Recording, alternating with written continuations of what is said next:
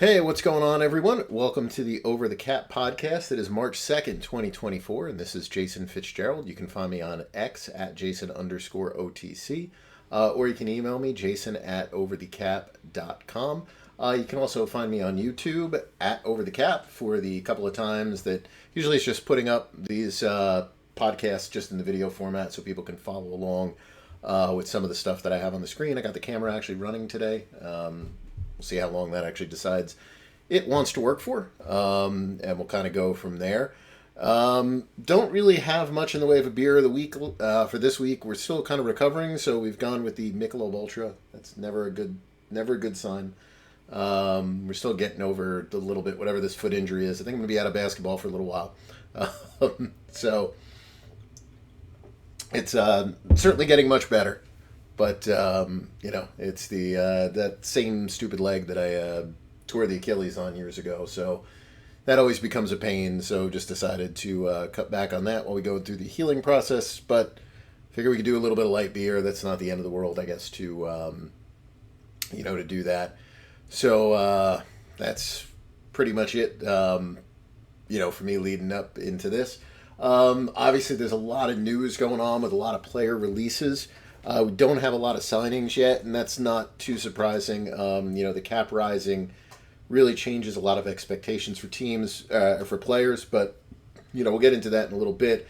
I think the first thing I really wanted to start out with here was something really, somewhat related, but a pretty different topic here, and that's that Peter King retired. Peter King had just such an amazing career. And, it was one of my thrills was to get to meet him and talk with him. And, you guys know that I contributed a handful of times as Monday Morning Quarterback and, Football Morning in America came out. We would talk a lot, just ask questions about different things related to contracts, salary cap, different values on trades, compensatory picks, and things like that. And there was no reason for someone like that to ever reach out to me to do something. And I thought that was just a pretty cool thing whenever I first met him. And I don't even remember when it was, to be honest. A couple of years ago, whatever that time frame was, where you get just a random email kind of about something. And now I remember him, writing in the local papers for us, when I was really little. We get the Sunday paper, and I used to like to look through the sports section, even when I was young. And, obviously all then the years with Sports Illustrated. And, he covered the game, I think, in just a way that's very different than anyone else, and probably something that can never happen again, because I think one of the things that he did incredibly well was he made the person that he was talking with, I think, feel very comfortable with him. Kind of like two guys going out for a drink and you happen to be talking about football, and with the understanding that you're going to write about it. And, I don't think there was ever a stage where, even when he was going to be critical of something, that it ever came across as confrontational, which is how the way things kind of happen nowadays. And, it's, I'm trying to think of the right word, trailblazer. I'm not really sure what the word would necessarily be for it, but I mean, just such such an important figure, I think, for so many people, when it came to coverage of the NFL or sports in general. I think as you go back, and again, this is coming from someone who grew up, in New Jersey, so it's all the New York, New Jersey, somewhat Pennsylvania, Connecticut, that kind of market stuff.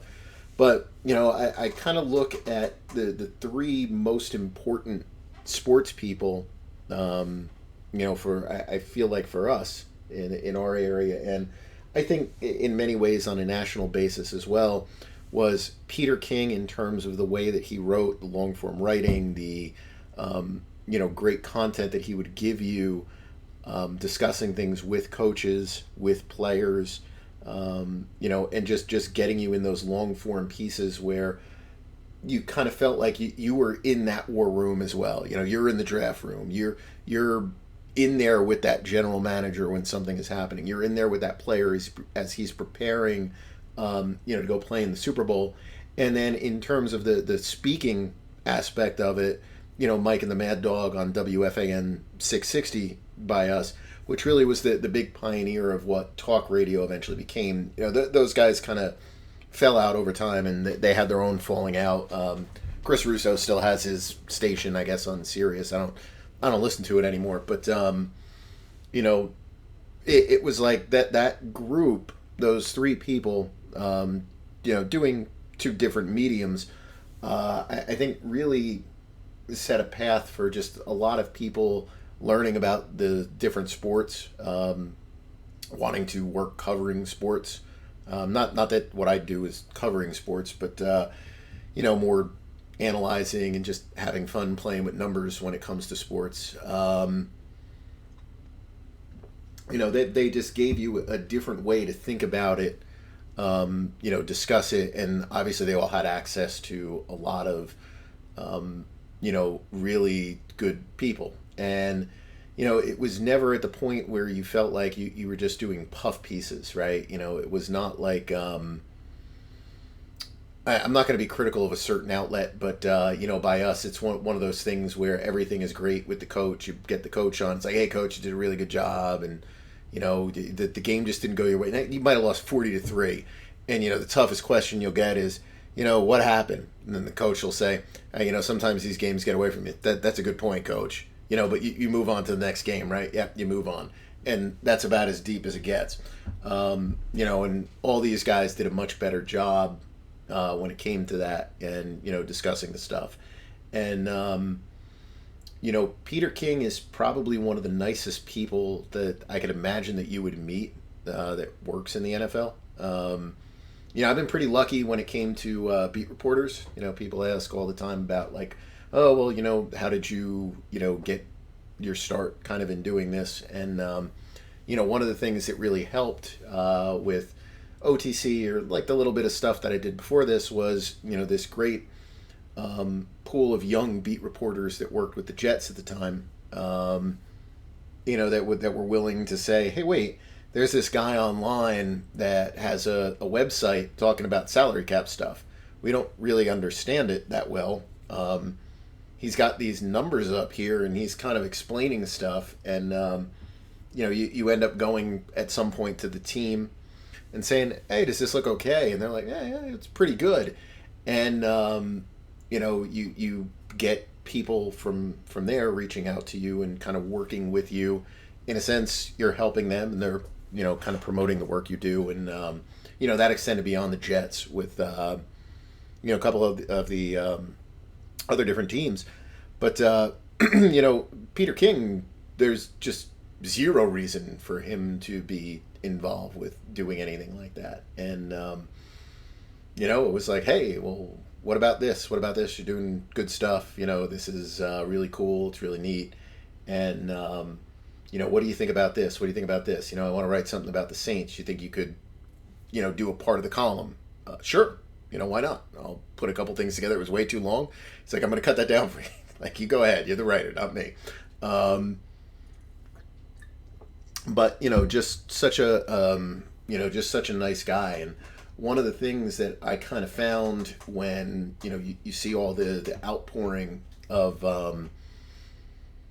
I guess, thoughts on him from, a lot of the people that I follow on Twitter or just that I know, whatever, it was all kind of that same sentiment. Like, just went out of the way to say, hey, you're doing a really good job. And, you kind of think to yourself sometimes like, man, number one, why should he even know what I'm doing? Number two, it's like, why would he even be reaching out to me, to talk about it? And I always appreciated it. And, it's a big thing. And, I think the football world is worse off for Peter not getting to do his, little bits that he does on the Sunday nights with the NFL thing and his, Monday column. And I know there's other Monday columns, and I know he mentioned some of them. I think he mentioned Mike's in The Athletic, Albert Breer's for SI. And they're all good.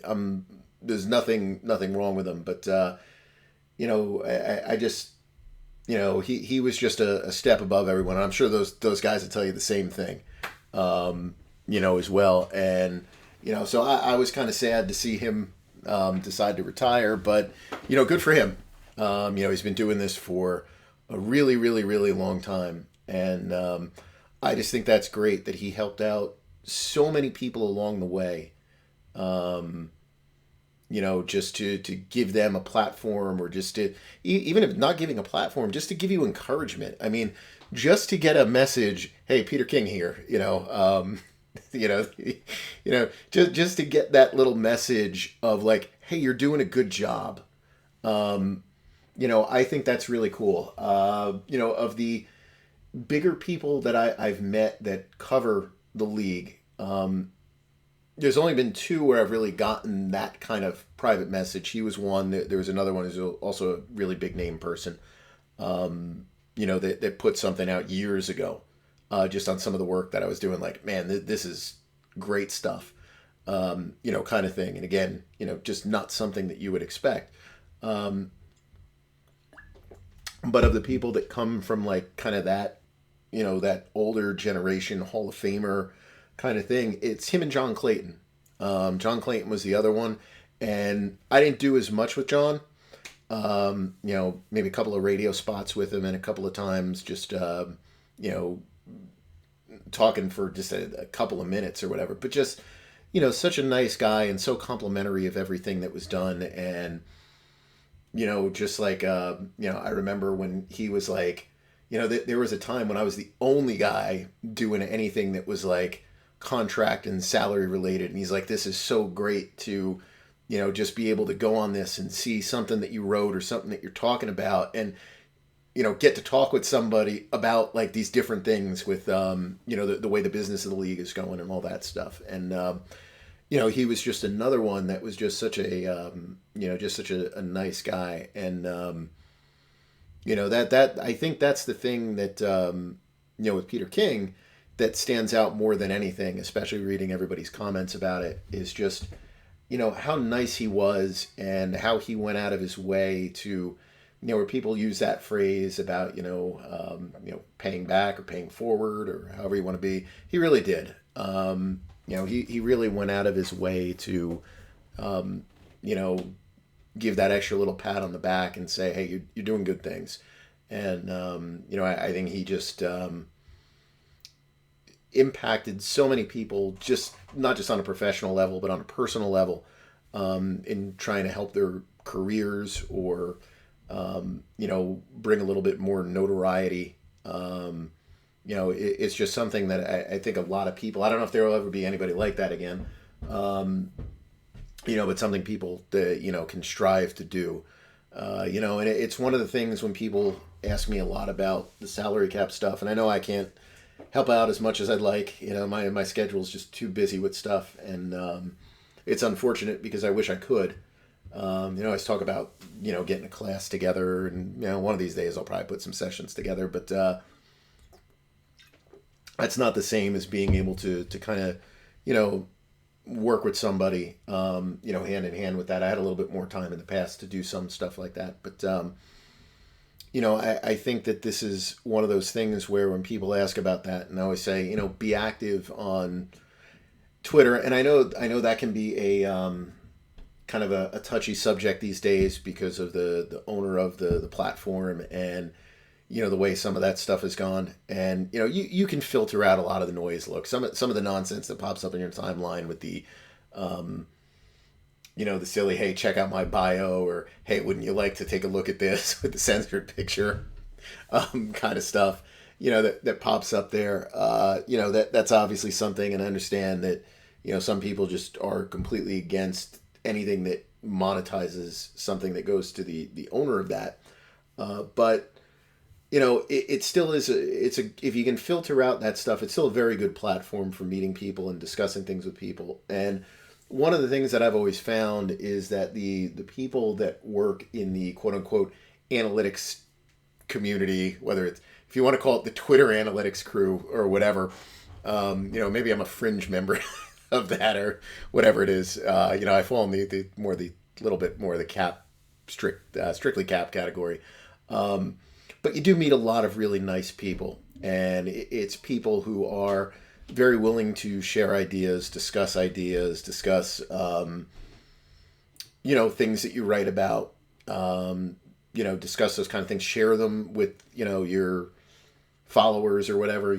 Obviously we get a lot of followers on OTC itself, and then, my Twitter account has some followers on there, and so most of the stuff would come from me reposting something on there versus, throwing a link on the website, which probably would get more traffic, but you can only put so many things up there, and I barely have time to put stuff up myself.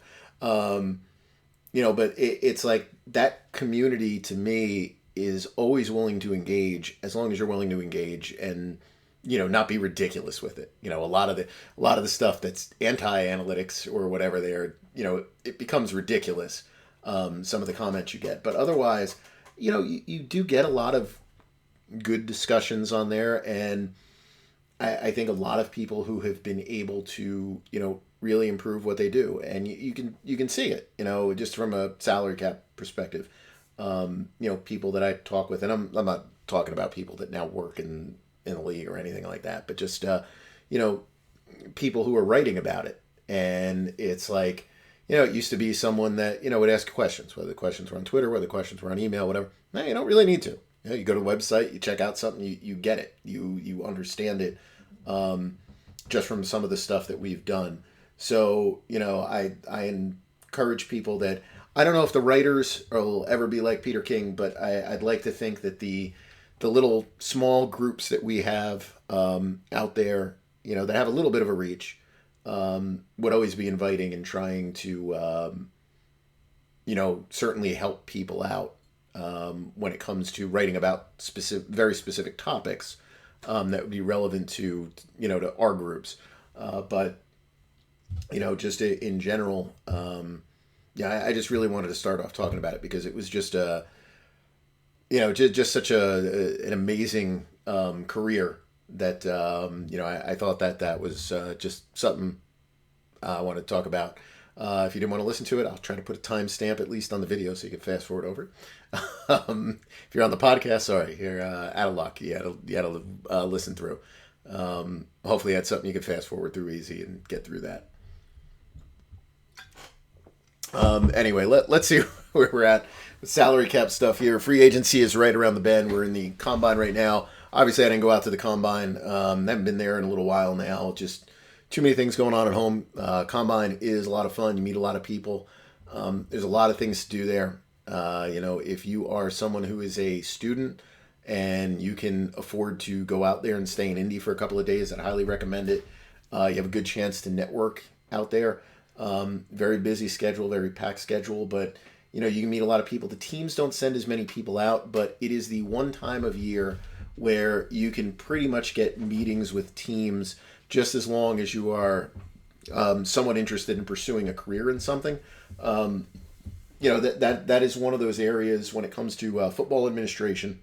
I found the people that work there, are very accommodating to a lot of people who are law students or recently out of law school or, business programs, whatever it might be that you're interested in getting into the NFL. Doesn't mean you're going there for a job interview, but you might be going there for, just that discussion of how do I get on this career path if this is something that I want to try to do. So it's really good to be out there. I like going out there and, occasionally you bump into people like, when I used to judge the Tulane competitions all the time, and you bump into people that you judged out there who are now working with a sports agency, sometimes working with a team. And it's like, hey, how you doing? How are things going for you? It's good to see you here and that kind of stuff. That to me is always a really cool thing. But so anyway, so coming out of the combine, a lot of times you get rumors, you get news. In this case, we didn't really get a lot coming out of the combine. We got a couple of releases. Um, didn't get a lot of news, and I think there's a lot of obviously there's the franchise players are going to get franchise tag, but there is a lot of um, I think question marks as to where the salaries are going to land, and I think that has probably been something that's been discussed there. But anyway, as it comes to the salary cap here, um, we have the Patriots now with over 100 million. This was pretty much expected because the only thing that was keeping them at number two or number three in cap space was J.C. Jackson, and obviously there was no way that guy was going to remain on the team. That one goes down as one of the worst free agent signings. Obviously that was by the Chargers, not by the Patriots. Worst free agent signings ever.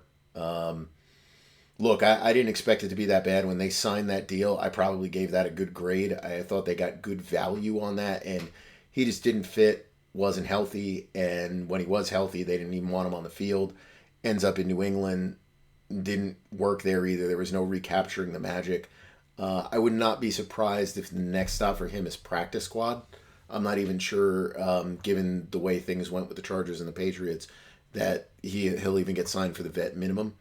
With a roster spot. I mean, maybe to go to a camp somewhere, but I would put his potential right now more on a practice squad level, I think, than anything else. We had Washington, who's now up to about 91 million. And one thing to mention here, if you're following along on the video, or if you just want to go to the website while you're listening, I've had a lot of questions about what's the effective cap space. What are those numbers here? And at this point in the season where I think almost every team is over 51 players, Seahawks are not, Ravens are not, Chargers, Dolphins, they are not because of their cap situations. But basically what it does is it shows you what the cap would be if they had 51 players on the team, and what it will be when you take those rookie signing bonus prorations and you put them on the cap. Now I don't have the official estimates up there for the rookies. There's probably a couple of changes we have to make to the pool, but they're pretty good assumptions that would be there. So it's just kind of an idea of, okay, where would we be come, say, August 1st? Because pretty much all your rookies are signed by the first week of August. And so that's what the effective cap space is. That's showing you basically by the time they get to training camp what their cap space would look like after you get the rookies in there.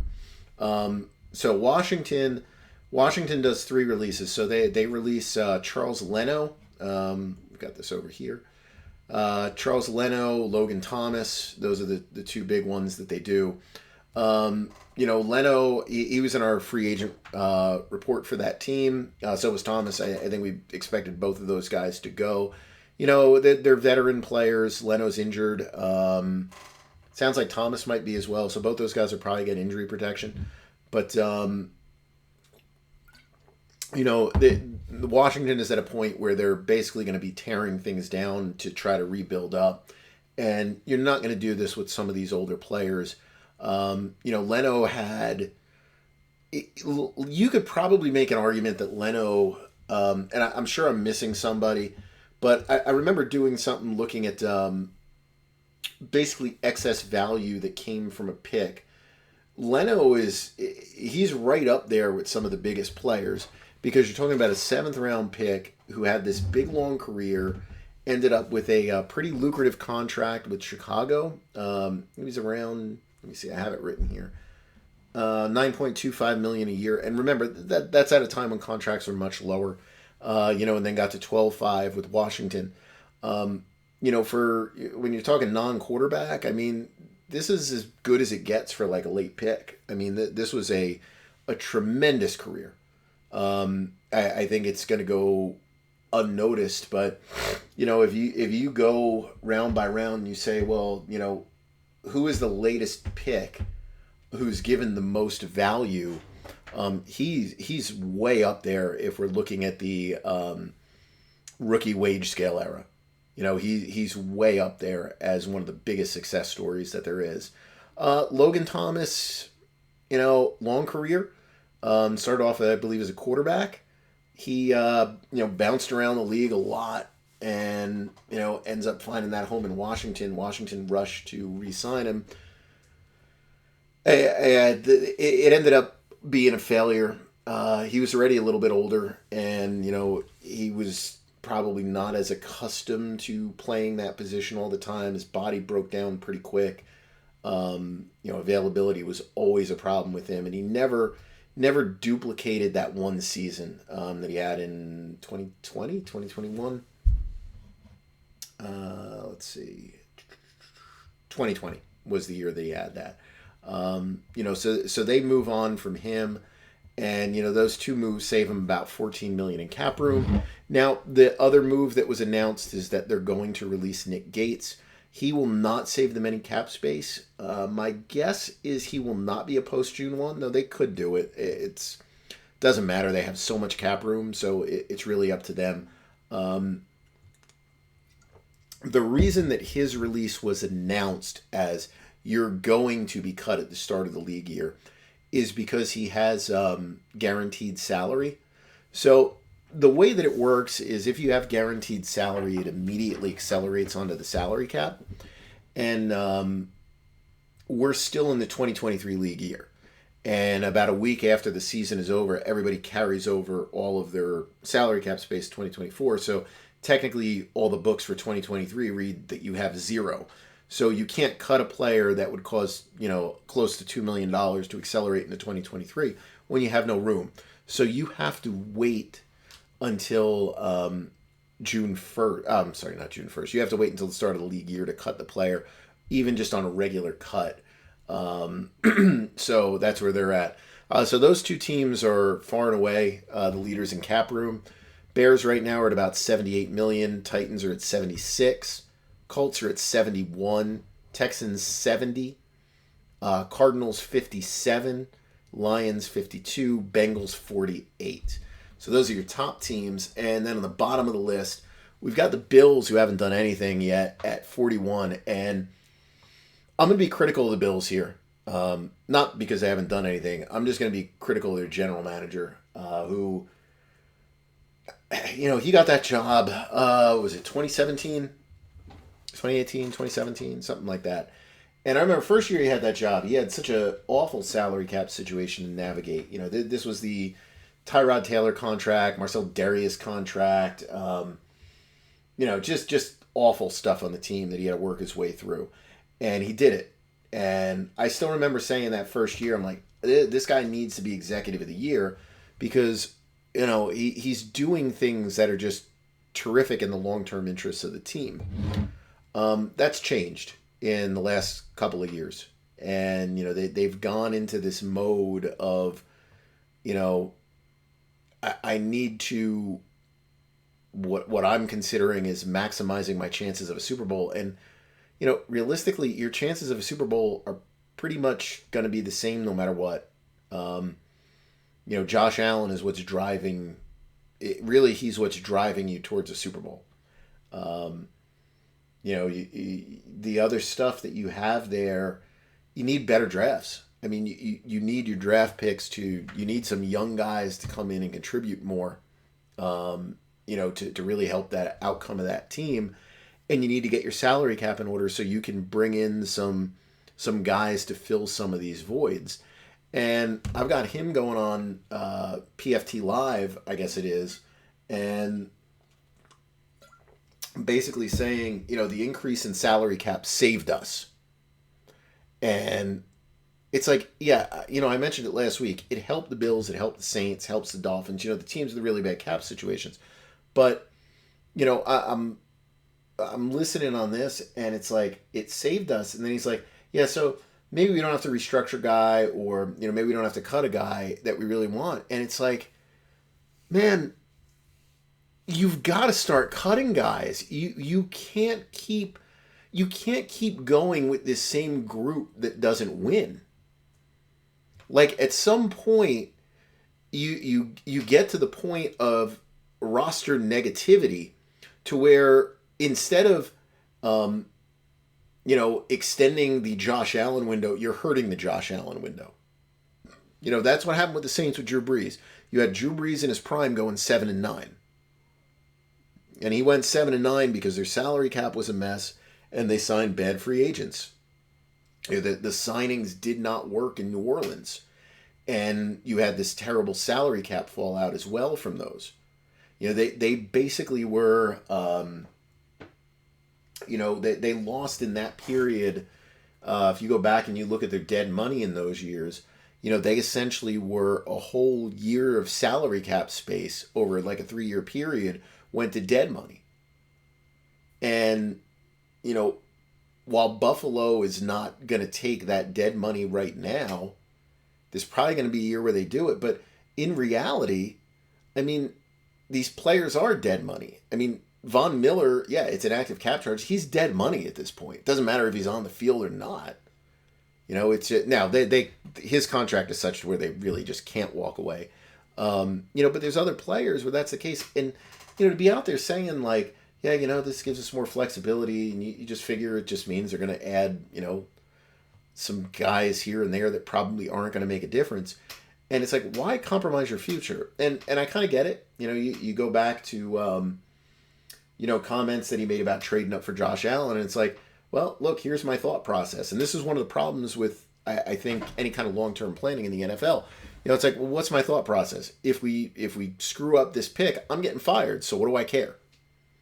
If it's a home run, nobody's going to care that I traded up to get a guy, to get third best quarterback in the draft. If he flames out, well, I'm going to get fired anyway. So what difference does it make that I gave it up? And I think that, that's, I understand that thought process.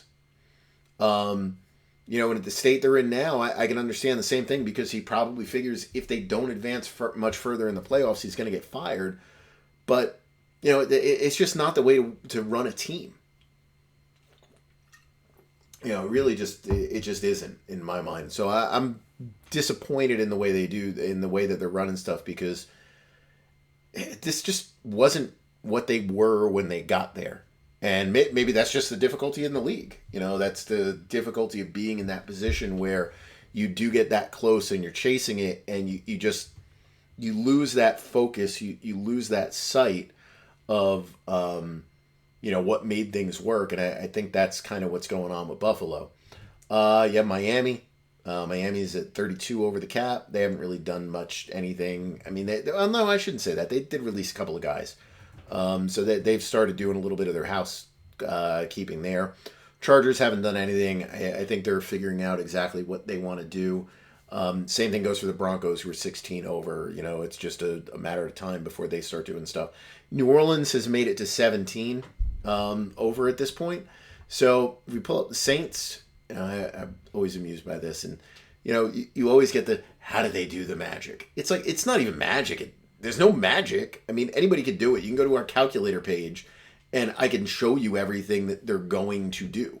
I showed you everything they're going to do months ago when we talked about the Saints, because there's just no options.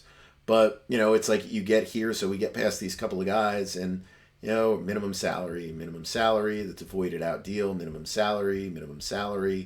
A couple of salaries they still got to decide on. Minimum salary, basically minimum salary.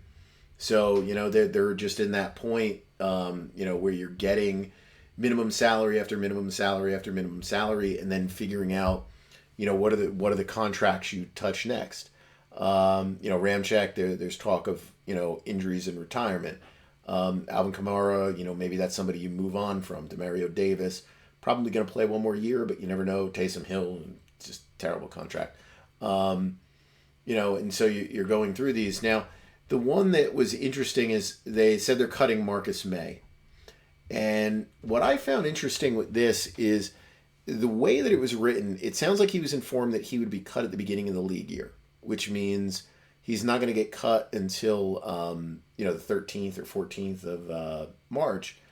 And that would indicate to me a June 1, which kind of makes sense. This is a player who has a $9.7 million cap hit, $8.5 million in dead money. So you're not opening up anything. And given the Saints' tight cap situation, you would almost be like, well, this is a contract that they should probably restructure versus cutting him outright. But, I think he's a player that, if the Saints had a plan, and let's say the Saints' plan was based on a cap of 243, 244, 242, that probably involved Marcus May remaining on the football team on a restructured deal. With the cap jumping that extra $10 million, that may have made someone like May, who's just been an injury problem, that makes him expendable. And I think that's probably what led to it. But the reason that I thought that the timing on this was interesting, and I mentioned this in an article I wrote about it, you're only allowed 2 post-June 1 designations. The Saints are already locked in to 2 post-June 1 designations.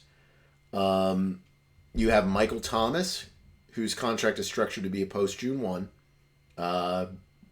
That's if they have him on the roster on the second or third day of the league year, he gets like an extra $60 million guaranteed. And Jameis Winston, same thing. If he's on the roster, he gets an extra, $30 million or something guaranteed. So, those are your 2 post-June 1 cuts. So you shouldn't have the opportunity to do that with May, here. So, you cut him at post-June 1. That's $2.4 million dead. You'll open up $7.2 million in cap space, to sign your rookies or whatever, and you'll defer $6 million to 2025. So, that's kind of, a possibility, but, that tells me that they are back, because I can't imagine a scenario where Jameis Winston is back. So that tells me that they're in discussions with Michael Thomas to possibly bring him back again, which I would think is crazy.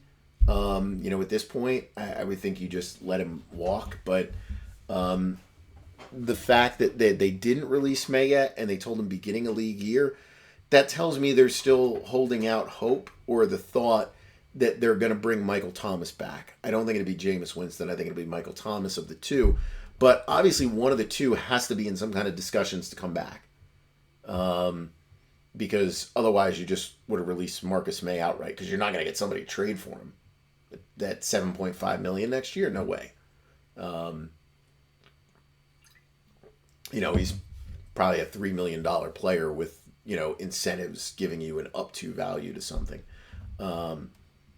So anyway, but that's where the Saints are with the cap. And then you've got these other teams. So you've got the Chiefs about 3.5, Browns 6.8 million in cap room, Steelers about 8, Seahawks with 12. Seahawks announced Geno Smith will in fact be there this year.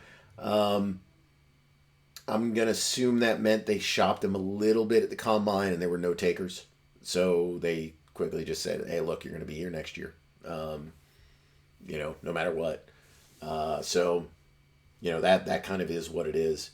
Of all these teams, here for next year, the one that has the most interesting decisions to make, the Buccaneers maybe a little bit, but I think the team that really stands out is Minnesota. And Minnesota's got the 2 big names in Cousins and Hunter. And, that they have to make these decisions as to how far are you willing to go to keep those guys? Or are you just looking to rebuild everything? And I have no idea what the thought process is there. I think that in terms of salary potential and probably team need, Minnesota actually works out best for Cousins. On both sides, but I don't know. I just don't know why you keep going down that path. I would think that's surprising. And then they did a very weird thing. Their GM was on, and I have no idea. They're like, well, would you, talk about trading Justin Jefferson? Thoughts never crossed my mind. Okay, fine. That's fair if you want to say that. But, then you start going further and say, we believe he's the best wide receiver in the game. And this is probably not an exact quote, but, and should be compensated that way. And knowing that the market for receivers is $30 million if you are taking the Tyreek Hill deal at face value, which I don't, I consider that like a 25. And then taking it a step further and saying he's one of the best or the best non-quarterbacks in the league and should be compensated as such. And you've got Nick Bosa out there at, what is it, 34? 34 a year, I think is what that is. It's like, and now I've said all along that I thought Jefferson deserved to be the first legitimate $30 million a year receiver. But, now you're putting it out there that you're saying he belongs at 34. And, I mean, the disparity that you're looking at in the market here, let's put Tyreek Hill's really at 25. Devontae Adams is at 22, 23. His deal, I think, matched Julio Jones. So, legitimately, you've got Cooper Kupp on the extension at 26.7, followed by A.J. Brown at 25/24, DK Metcalf at 24, Stephon Diggs at 24. I don't know how you justify, Jefferson at 34-35. That doesn't make a lot of sense. And some of the news that came out about that contract negotiation didn't make much sense to me either.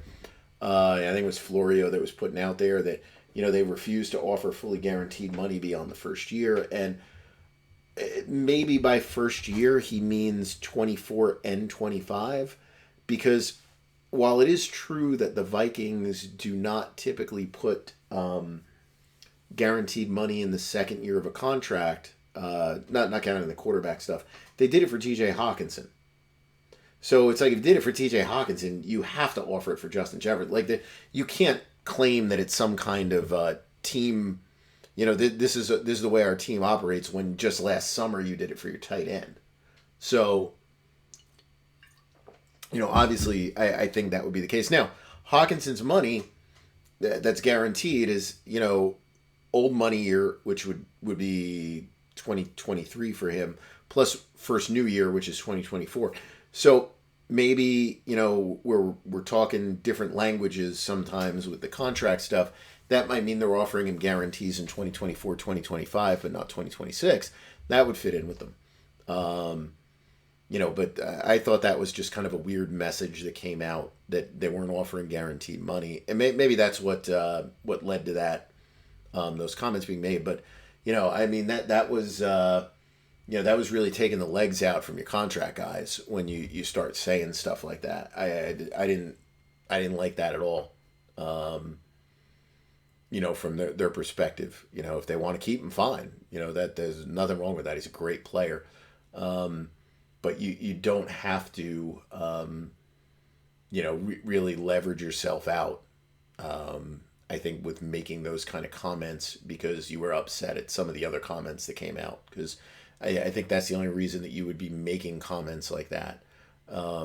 So I was not big on that. The other thing with the Vikings is they did announce that they're going to release Alexander Mattison, and this was something, and I didn't put this in our stuff either, so I whiffed on this.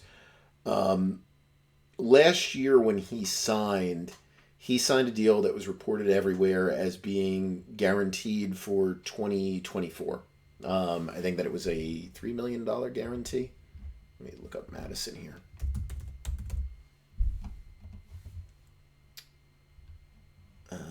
Let's see. $2.75 million guarantee. And when we actually got the right numbers on his contract, because that seemed odd, that whole thing that was going to be a $7 million contract with like $6 million guaranteed. That seemed pretty odd. But when we got the kind of the full details on the deal, I remember that it was not guaranteed. For whatever reason, I just forgot to update the website. I don't really know why. I just forgot to do it. So we kind of kept that up there, that his salary was guaranteed. So I didn't even pick up on it when I was just doing, potential releases. It was like, nah, they're not going to gain anything, so you're not going to save it. And then the minute they released him, or that they said they were going to release him, I went to write a tweet about the cap charge, and then immediately I was like, wait a minute, he doesn't have that guarantee, right? So I had to go and check my notes, and then there it was. That guarantee was injury only, becomes guaranteed in third day of the league year, third day of the league year. The salary becomes fully guaranteed. So, immediately within a couple of minutes of it being announced, I popped out there and was like, yeah, he's going to save 335 when everybody else was saying he's going to save nothing. And, that just opened up a whole thing, just so many questions. And it's like, hey, everybody makes mistakes. And I caught that mistake a while ago, and I just forgot to update it. And, luckily, I don't really know why it kind of jogged my memory, because typically it wouldn't. Typically I would have just been like, oh, yeah, whatever. But for whatever reason, that one jogged my memory like, wait a minute. No, he didn't have that guarantee, did he? So I was able to catch that pretty quick, before too many things are written about it. But then at the same time, it just brought on so many questions, because it's like this, and it's, in the grand scheme of things, a pretty small contract, but it's like, I just missed on that. And it happens all the time. A lot of times you have salary that's reported as fully guaranteed that is not.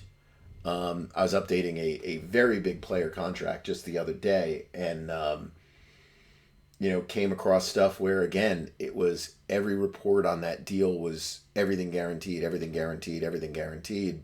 No, wasn't. I just, so changed it and, brought it up to date. But, it happens. And that is one of the bad things with free agency. You get so many things that jump out, and so many things are wrong about it. And, we go on that information. We source a lot of stuff as best we can ourselves, but, a lot of times you're going on the best available information. So, mistakes sometimes happen, and this time frame, mistakes happen a lot, because agents love to inflate the values of contracts, and they love to lead people in a way to maybe believe something that's not 100% true, but know that it'll be reported that way because you've been ambiguous enough to where someone will just run with it, and then it gets taken as fact. So that's exactly what happened with the Madison deal. I'm sure that'll happen with some other deals here too. But yeah, I just thought I would bring that up. But that was the Vikings situation here. So we've got Mecole Hardman in the news. I thought that was just funny stuff. We'll do a little Jets thing here. Pull up his contract for what reason, I don't know. His deal already expired. That's right. So I can't even pull that up. But he was signed last year to the Jets on a 1-year, $4 million contract. We talk about contracts that were incorrectly reported. I think originally that was reported as a 6. It was probably an up to 6, but it wasn't actually 6, I don't believe. That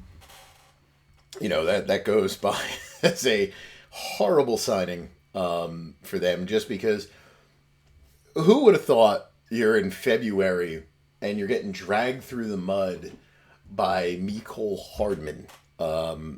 He basically ripped the organization for everything that went on, and I get it. He did not have a good run there, and I think he felt like they told him he was going to get the opportunity to do this and this and this, and he probably felt like he was never given those opportunities.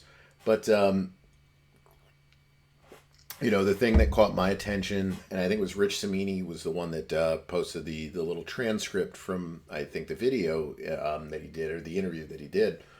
Not that Cimini did, but that Hardman did. It was like, okay, well,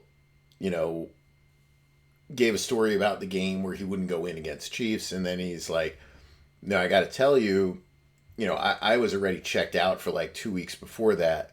I talked with Pat. I was like, come get me. And it's like, all right, whatever. People do that with the, guys they played with. And then it's like, I talked to Pat. I talked to Veach. I said, come get me. And it's like, wait a minute.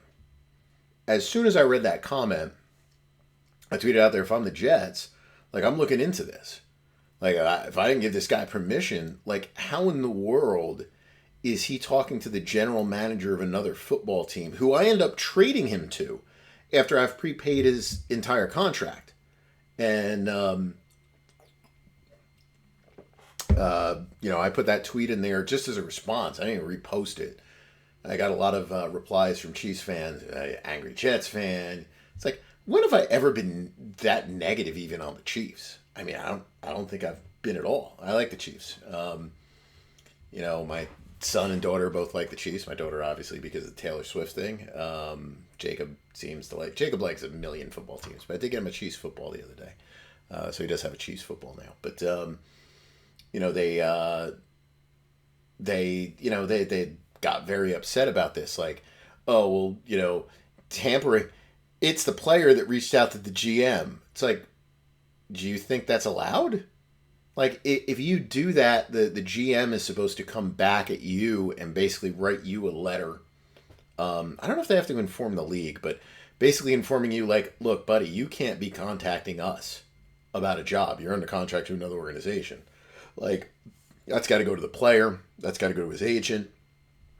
I would imagine you probably need to inform the league as well, if something like that happens. So,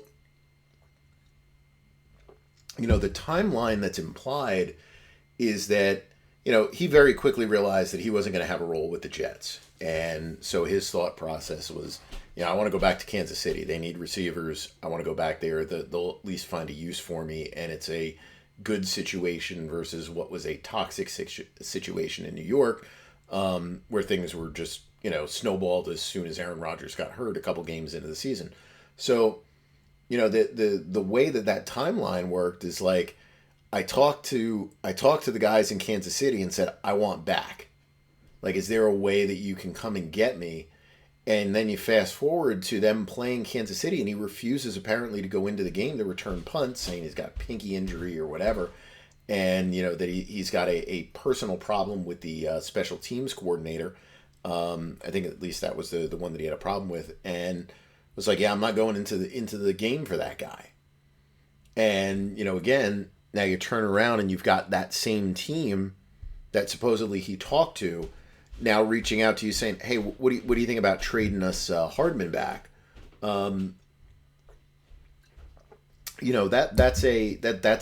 That's a possible tampering situation.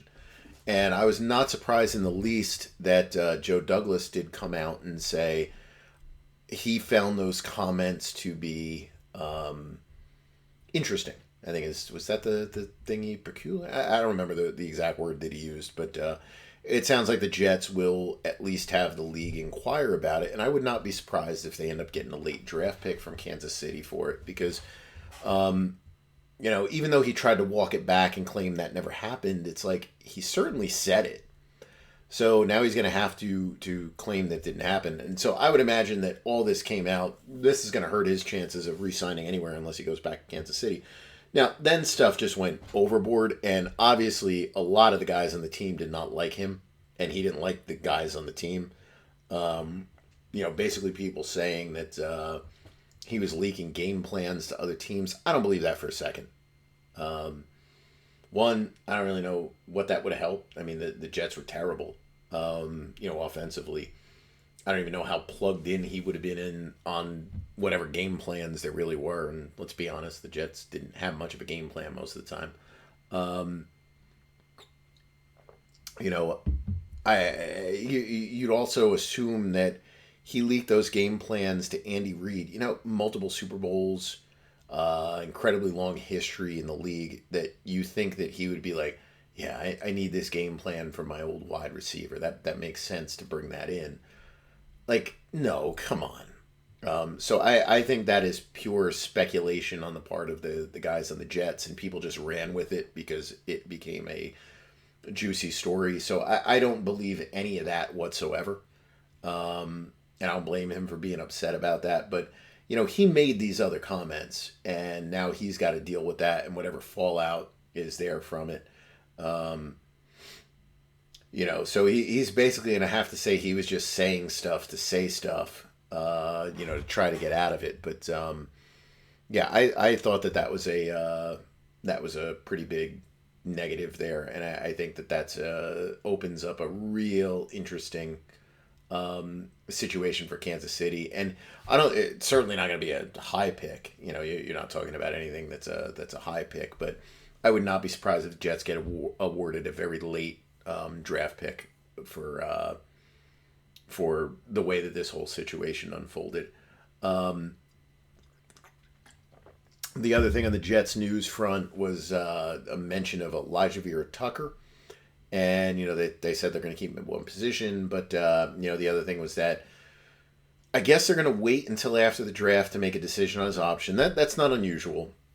Teams do that. And, we'll do a whole thing on option years later on. But, I think he's an interesting decision.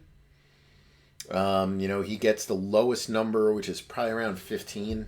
We have the actual numbers up there, but I think it's around 15. I think you have to ask yourself, if you're the Jets, do you think if he is healthy for a full year, has he been good enough that you would offer him a contract that would be over $16 million a year?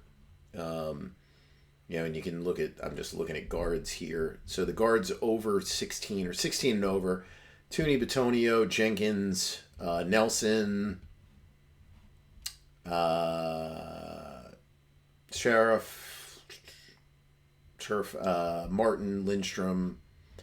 And then if we bring right tackles into the mix, if he goes there, then you've got a lot of guys there. So, if you're trying to justify a path to picking up that option on him, I think at this point you probably have to kick him to right tackle. Just because that's where those salaries are at versus the guards, where there's a little bit less, I think, players making that kind of money. But you got to ask yourself, do you envision that, that's where he would be if he was healthy? Because if your answer to that question is no, I do not envision him at that salary level, you probably bypass the option because of all the injuries that have happened there.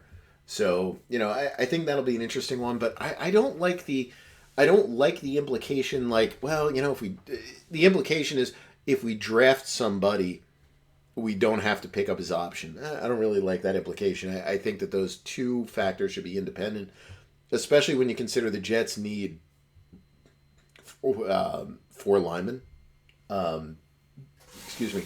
They let go of Laken Tomlinson this week. I was a little surprised by that. Not totally surprised, but a little bit surprised. I thought they would have looked to have brought his salary down and kept him on the football team. I thought that might have made a little bit more sense, just because they have so many holes. I did a podcast today with Will where we talked about that situation a little bit, and even mentioned that, kind of thought if you upgrade left tackle, have more experience at center, with Tippmann, that he'd probably go back to being somewhat competent versus playing alongside Becton and whatever else, where it just wasn't a good look. That you would say, even if it's just to hold a spot for rookie, you would do that. But the Jets need a starting left tackle. They need a starting right guard. They're going to starting left guard. I'd imagine Tippmann's going to be center, and then they're going to need either a right guard or right tackle, whichever one they decide that Vera Tucker will, not play.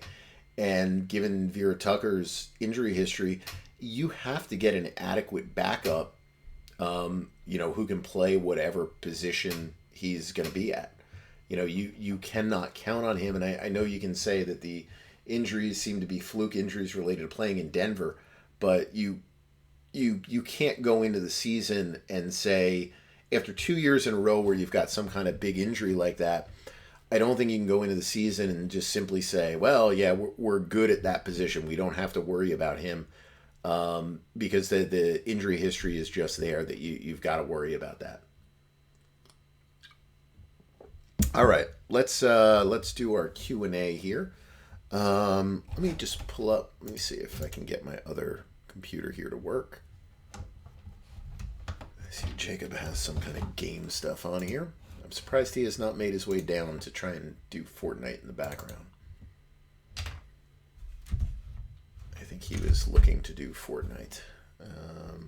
Let's see here. Pull this one up.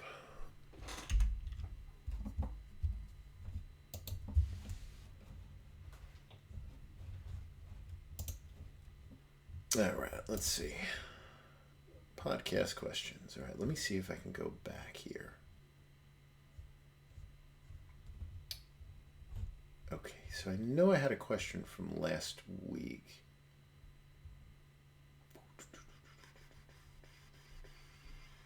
Let me just see if I can pull it up. Bear with me one more minute here. I'm just looking. I got so much junk mail.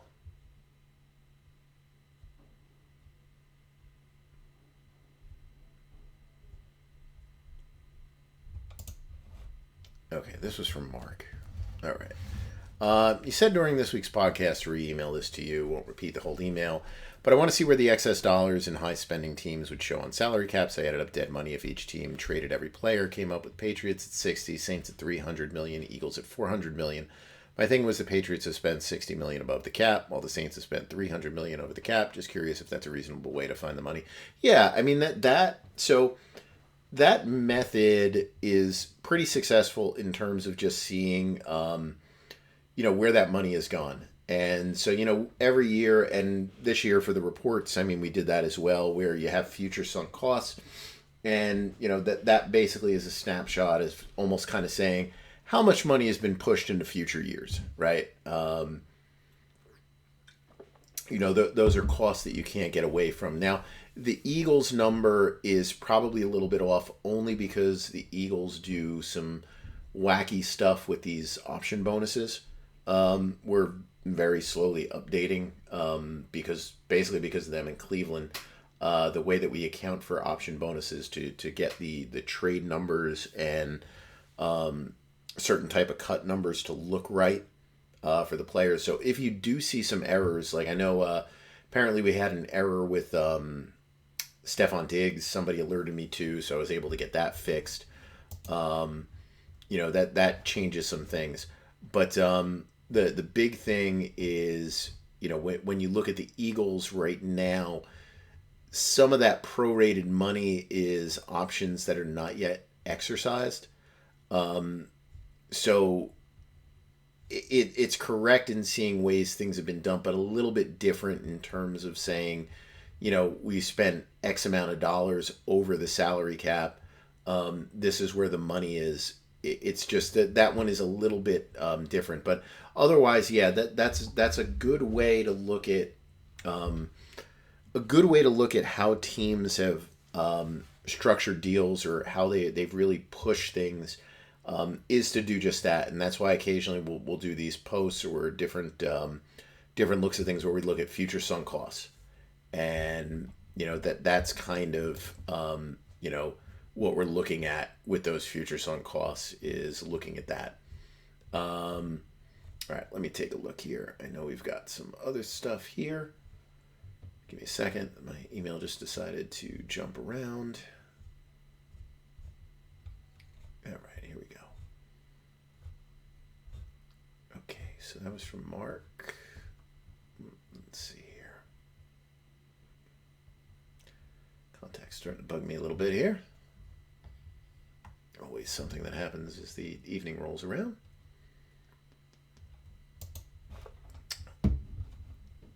Oh, I got to reply to this. This is about Von Miller. So if you are looking at if you're a premium subscriber and you are looking at the depth charts on the teams, right now the cap hits are still showing the 2023 cap charges. Usually we switch to 2024 when 2024 starts, but I can talk to Nick about switching those numbers around to use the right thing. Okay, Zach had sent me something about a Michael Pittman contract. I'll take Zach, if you happen to be listening, I will take a look at this and I will email you back hopefully tomorrow. After I'm done with doing the stuff with the kids, hopefully I will get around to doing that. Gary, any prediction for Driscoll from the Eagles? What his free agency would be? I haven't looked close at him off the top of my head. I would think that he falls in that line of like the kind of that lower mid-tier salary guard player. These guys that pop up and get, I can pull his numbers up here, that end up in that 4 to 6.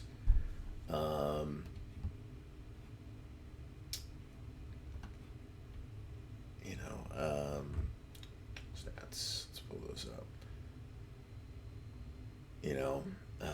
Actually, no, I wouldn't even put him there. I'm just seeing, maybe our snap counts are wrong on this. That seems a little bit low, I feel like, for what his numbers would be. But I would think that he would fall in line with, some of those lower tier, guards and tackles or whatever. This is not a question, but just as a reminder, I don't know why I forgot to mention this. So we did get the adjusted cap figures for the teams in the league. Open up Twitter. I think. So I didn't put up the exact ones that are there, but the cap figures have been updated to include the official carryover numbers for the teams. We had those long before, but the official carryover numbers, the official adjustments for the year, and we've also put the workout adjustments in there. So that was one of the reasons why we saw a number of changes in some of the cap spaces, that we put those adjustments in there. The Patriots had the top adjustment at about 10 million. I think Jacksonville was number 2, around 7-ish. Patriots are a little higher than I thought they would be, but I thought they'd be right near the top there. I thought they would have been more like an 8, but I only track that stuff kind of loosely. So that's there. But I think Troy, if you go to @TexansCap, I think he put the official numbers up there. And again, going back to the Spotrac stuff, because every time we do the adjustments, because we'll get them, they don't. I'm sure they've by now gotten them. Just from looking at the site and figuring it out, or going to Troy's post and figuring it out. When people ask again, why are the numbers don't match? They will. I'm just want to put that out there because I get so many questions about it. Not to toot my own horn, but we do a pretty good job with getting the numbers right, and getting the numbers as soon as we can and get them up there. And they're more of a data aggregator, which means they're not, everything is not aggregated from that. There's stuff they do on their own, or the same way that we would do, where you get something from a report that comes out, I was mentioning free agency, but in terms of aggregating, it's more along the lines of like, well, what does Over the Cap have? Let's update our stuff to match what Over the Cap has. And trust me, it happens. We used to throw fake stuff in contracts just to do that. I remember I had a player once even mentioned, hey, should I call them out? I'm like, no. That's just is what it is. I'm done with even dealing with that. We have our own little group of people that watch. If you want to ask about it, or you want to believe because they're showing you with more cap space that it's accurate, be my guest. You'll find out eventually that that's not the case. Chase, I think I saw you reply to a tweet that a local beat for the Eagles had about cutting a player, and you alluded the teams only get so many players they can designate as opposed to June 1. I think you implied 2. Is this accurate? Yeah, that was what my comment meant. And if yes, what is the purpose to restrict it? Obviously, it benefits the team in allowing them to spread out money over the next 2 years, but isn't making them not benefit from the savings until after the bulk of free agency is over. The year penalty is enough to not have teams abuse it. So, the reason for it is you also want to give players a reasonable option to earn their contracts. So the June 1 designation is basically designed to say, you effed up when you signed this contract. And the only way that you can keep it from getting worse is if you use a post June 1. And the reason for that, way back when the post June 1 was first designed, it was because teams were right up against the cap all the time. And it was, I can't cut this player from my team because of the acceleration would push me over the cap. So I need a post June 1 designation. Later on, it became more along the lines of my cap would be pretty screwed if I cut the guy, but if I don't cut him, I'm going to owe him guaranteed salary either in the form of a roster bonus or a vesting guarantee. So I need a way to cut the player while still having my salary cap manageable. So, when you negotiate the CBA, you've got to, you're appealing to both sides, right? We're trying to find a common middle ground for the teams, and you're trying to find a common middle ground for the players. So from the player's point of view, it's almost like, look, we'll give you 2 mulligans. And if that means that 2 of our players that have some kind of injury protection in their contract that's going to vest to full or have a roster bonus that we lose out on, all right, we're willing to concede that for the betterment of the game. But we're not going to concede that you can do that with 5 players or 6 players. We're going to give you 2. And quite honestly, very few teams have had to use more than 2. And, the other thing is just from a competitive standpoint, if you're from a team perspective, right, while the teams, there's 32 owners and the owners in a sense, are working together on certain things, you're also working against each other on other things. I don't want to save the Buffalo Bills or the New Orleans Saints for screwing up.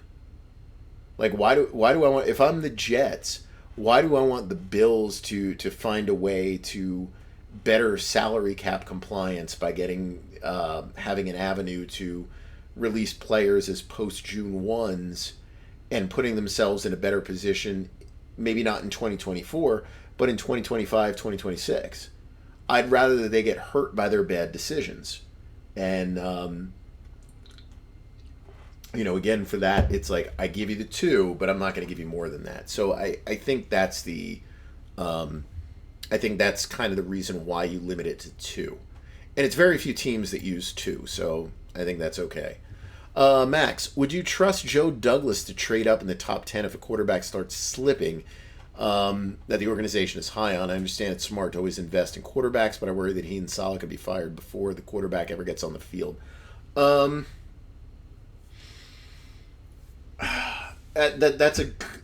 So it's a 2-pronged question there. So I have no problem with the Jets drafting a quarterback. I would be happy if the Jets drafted a quarterback because Aaron Rodgers is not a long-term solution. Aaron Rodgers to me is a 1-year maybe.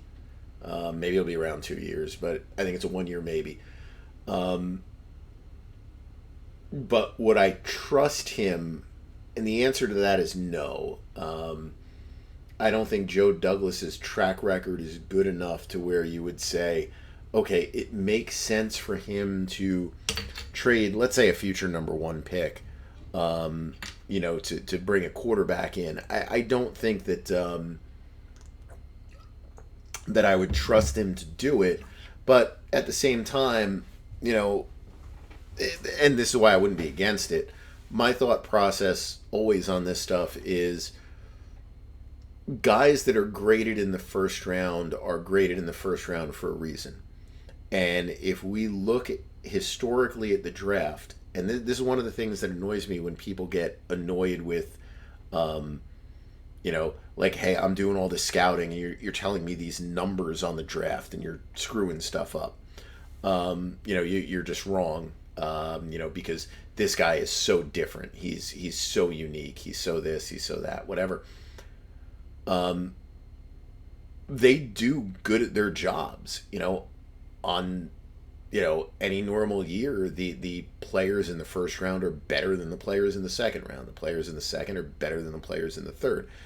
Obviously, you get guys that fall through the cracks, but, quarterbacks that have a first round grade are traditionally far more successful than the quarterbacks with a 2, 3, 4, 5, 6, 7 round grade. Now, you may find players in the second round, you may find players in the fourth round or the fifth round that perform better than the first round picks.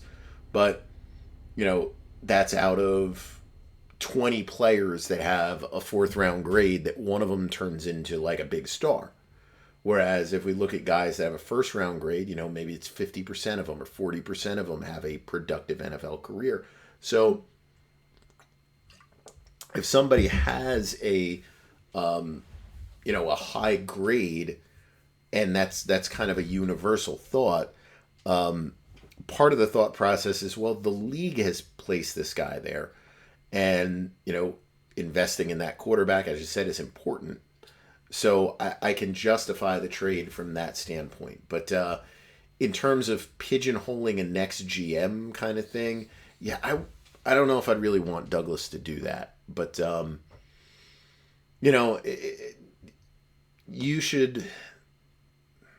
I know I said this stuff with Bean before too, but I mean, you should be making moves with the thought process that I'm going to have the job next year.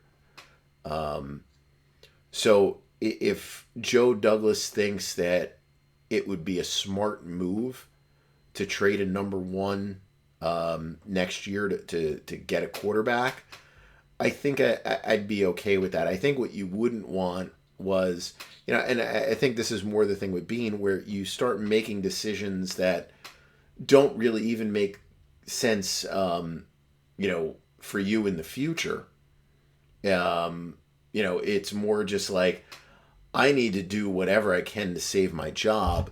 That if Joe Douglas went out there and was like, I'm going to give up my number 2 this year, my number 1 this year, my number 1 next year, and a 3 next year to move up for a quarterback at number 10, like, that doesn't make any sense, because that's just throwing a prayer up there, to where if Rodgers goes bad, that Woody will say, well, I got a quarterback on the roster. Like that, if you're making a trade that doesn't make sense within the context of NFL trades, then I'd probably be against that.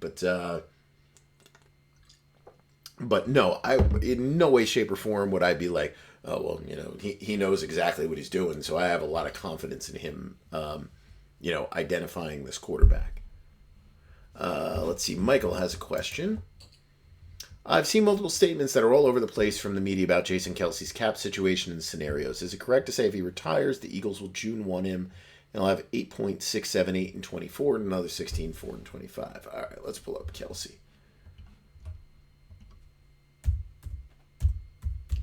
Jason Kelce is my daughter's second favorite player, behind Travis Kelce.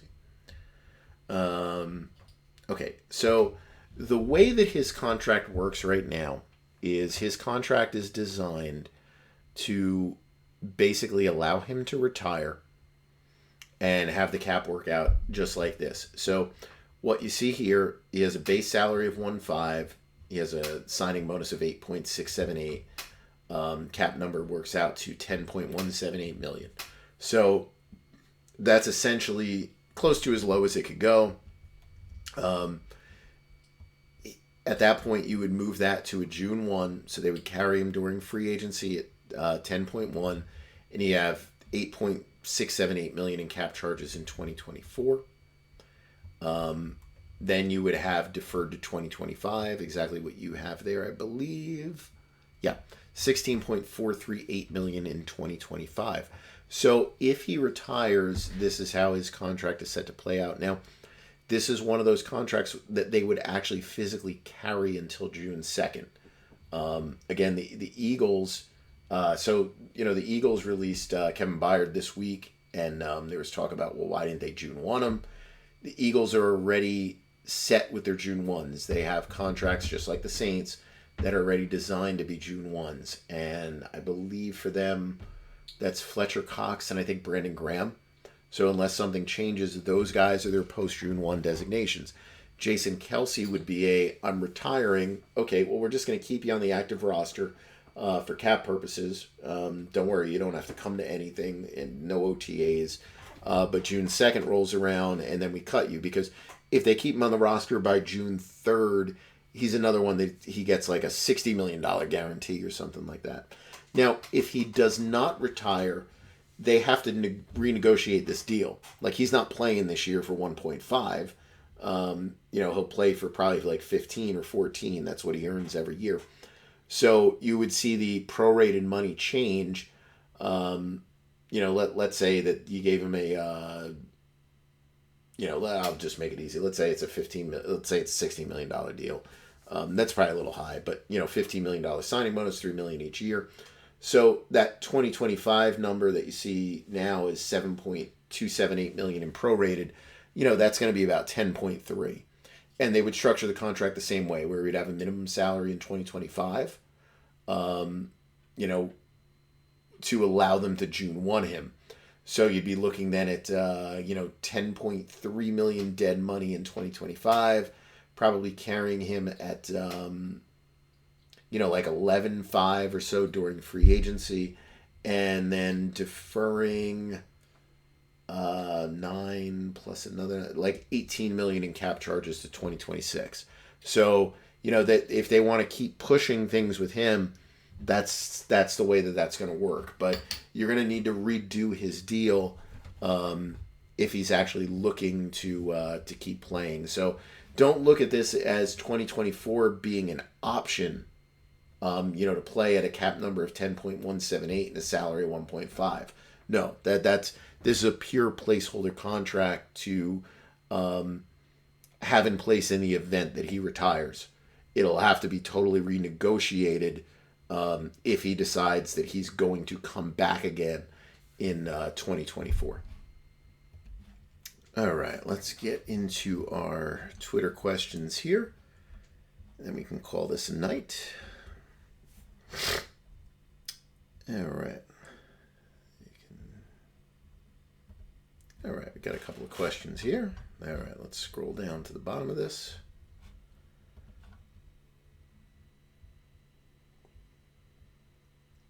Junk. Kevin, how would you approach this? I don't know why this is more replies. How would you approach this offseason if you were Joe Douglas? Who would you target / re-sign, and how would you structure their contracts? So in terms of structure on contracts, I think the Jets have to structure anybody they sign to have a potential to be traded next year. So, one of the names that I mentioned was Mike Evans, and I would have some concerns with Mike Evans. Talking about players played, Florida, Texas, that you're playing, pro career is in Florida, NFC South, where you're playing a lot of domes. That's a lot different, I think, than playing in the Northeast. That might worry me a little bit, but he comes with a huge upside, for what you expect to have. But you're going to have to guarantee him 2 years worth of salary, and you might be in a situation where you don't want him here next year because you're switching things around. So I think you have to structure his deal in a way that's tradable. Whether that has to do with a later guaranteed option, whether that has to do with making sure there's no roster bonuses in there in, say, March.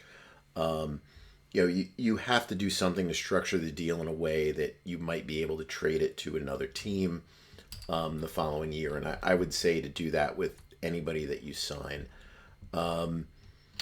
I don't really have a lot of specific targets for them. I know Evans is one of the guys I mentioned. They need a wide receiver. And I don't think the Jets need a wide receiver too. I think the Jets need a guy that has potential to be wide receiver one, where you're pairing that with Zach Wilson to where essentially you've got two number one guys and hope that the two can kind of coexist together. And I think you're trying to put together a very explosive offense And the reason that I like Evans is a guy that can, open things up down the field a lot of times when, Wilson does his other stuff. And Evans, to me, is a feast or famine kind of player. Like, he just has these games where he dominates. And I like having that kind of player, because I can fill in the gaps with Wilson, in all the other games. And Evans will give me 3 games a year where he's going to just be ridiculous, and you're probably going to win the games in large part because of the matchup that exists out there. Obviously the Jets need to bring in a left tackle. If they go after someone like Tyron Smith, I'd be okay with that because there's high level potential there. But if you do that, you actually have to go out there, and I think you have to go and sign, a capable backup as well. So it's almost like you're baking in there 2 salaries. A veteran that's probably going to cost you anywhere from 3 to 5 that's capable of playing, and then Smith himself, guard, someone that you need. I think the name of the game for the Jets is, completely retooling that offensive line and finding receivers that can play along with Wilson. Probably need another running back as well. Just take some of the load off. But, that might depend a little bit on what your system is going to be. Because I think if you have a healthy Rodgers, I think that can open up a lot of stuff for Hall, even though it's may end up being less carries, that you can do there. But I think that's, I think that the thing is you need flexibility to do stuff next year if you have to blow it up, and just filling those really important voids, on the team. Ghost Vader, who will the Jets sign in free agency? Why is Uzomah still on the team? Why are the Jets not re-signing Huff? I don't know who they'll actually sign in free agency. I think you're going to hear names like Dotson and Zeitler and Onwenu and stuff like that. And I'm sure some of them will end up on the Jets. Smith, Evans. I think there's going to be a lot of guys linked with the Jets. But I think it's going to be different than last year. I think that the attraction of playing with Aaron Rodgers is not going to be the forefront of the discussion. I think it's going to be more along the lines of the Jets are offering me a ton of money to come and play there because they're desperate to make the playoffs. I don't know why Uzomah is still on the team. I don't know why you would get rid of Tomlinson and not get rid of Uzomah, because there's no purpose in him being there at that salary number. I know he's a good locker room guy. Good locker room guys should be on the veterans minimum. There's no productivity, at all there. And, there's some injury protection that probably comes into play for him, but that shouldn't impact releasing him. Huff, I think the Huff situation is I think there's a big difference opinion on value. I'm sure he's looking at 20, and I'm sure the Jets are not thinking that at all. I'm sure the Jets are thinking 15, 14, 13. And, Huff is a player that if he gets to free agency, it wouldn't surprise me if he signed for 20. It wouldn't surprise me if he didn't get a sniff and ends up signing at 10. He's a weird player. He plays 40% of the snaps. His sacks come from alignments a lot of teams are not going to use. So, I think that I think the Jets could still bring him back. I think if they bring him back, it'll happen during that open negotiating window, or legal tampering window, as Florio likes to call it. And, that would begin next weekend, next Monday, something like that. As to when that open negotiating window actually happens. So, I think that would be the period, because that would be the period where they can go and actually talk specifics with other teams, and those other teams will indicate if the market that he foresees for himself really exists or not. Stafford season. Explain the Rams cap situation. What is there to really explain with the Rams? Where are they? They have $41 million in cap room. I mean, I don't really know what there is to go with. I mean, they can create a lot more space if they want to restructure guys. I mean, I'll just put up the restructure option on our site. Like, they can free up $20 million with Stafford, $9 million with Donald, $12 million with Cup, $9 million with Noteboom, $7 million with Havenstein. I wouldn't recommend doing any of that. You use whatever space you want to, use. Their cap situation, is basically middle part of the league, upper middle part of the league. And, I think they got a lot of contributions from young guys last year, and I don't think there's a reason for them to go nutty in free agency. Obviously they're going to sign some players, but, I don't think they really need to tinker a lot with their numbers to go out there and sign players. I think you can work with what you have and make sure you don't get into a situation that, compromises you in the future. And I know you're probably thinking there's a window with Stafford, but, I think you can work with who you have and, kind of go from there. What kind of contract do you expect Tyron Smith to get? Think the Jets make sense? I do think the Jets make some sense there. This is from Butchie. I kind of feel... I think he's going to look for a lot of money. I think he's going to end up getting, a lot of money, 2 years guaranteed, but, 13, 14 a year, 12 a year, in that ballpark, a little over what Dwayne Brown got. But I think the initial run in free agency, I think he's going to price himself like Trent Williams at like 22. And I don't think that's going to happen. I think he's been too banged up for those kind of numbers to happen. You never say never in this, when talking about the NFL stuff. Things happen all the time. But, I think, sorry, my camera's kind of falling here. I think, he'll be under that, but I think you're going to make a legitimate 2-year commitment to him. Scott, elaborate how the Cowboys picked up Lance's option that was already guaranteed. Yeah, that's when you have people reporting on something where you're writing something and not really thinking about it. And I don't remember who made that statement. And it might be somebody who knows and it's just, you're just not thinking. You just write those things. Yeah, it was pretty funny to read.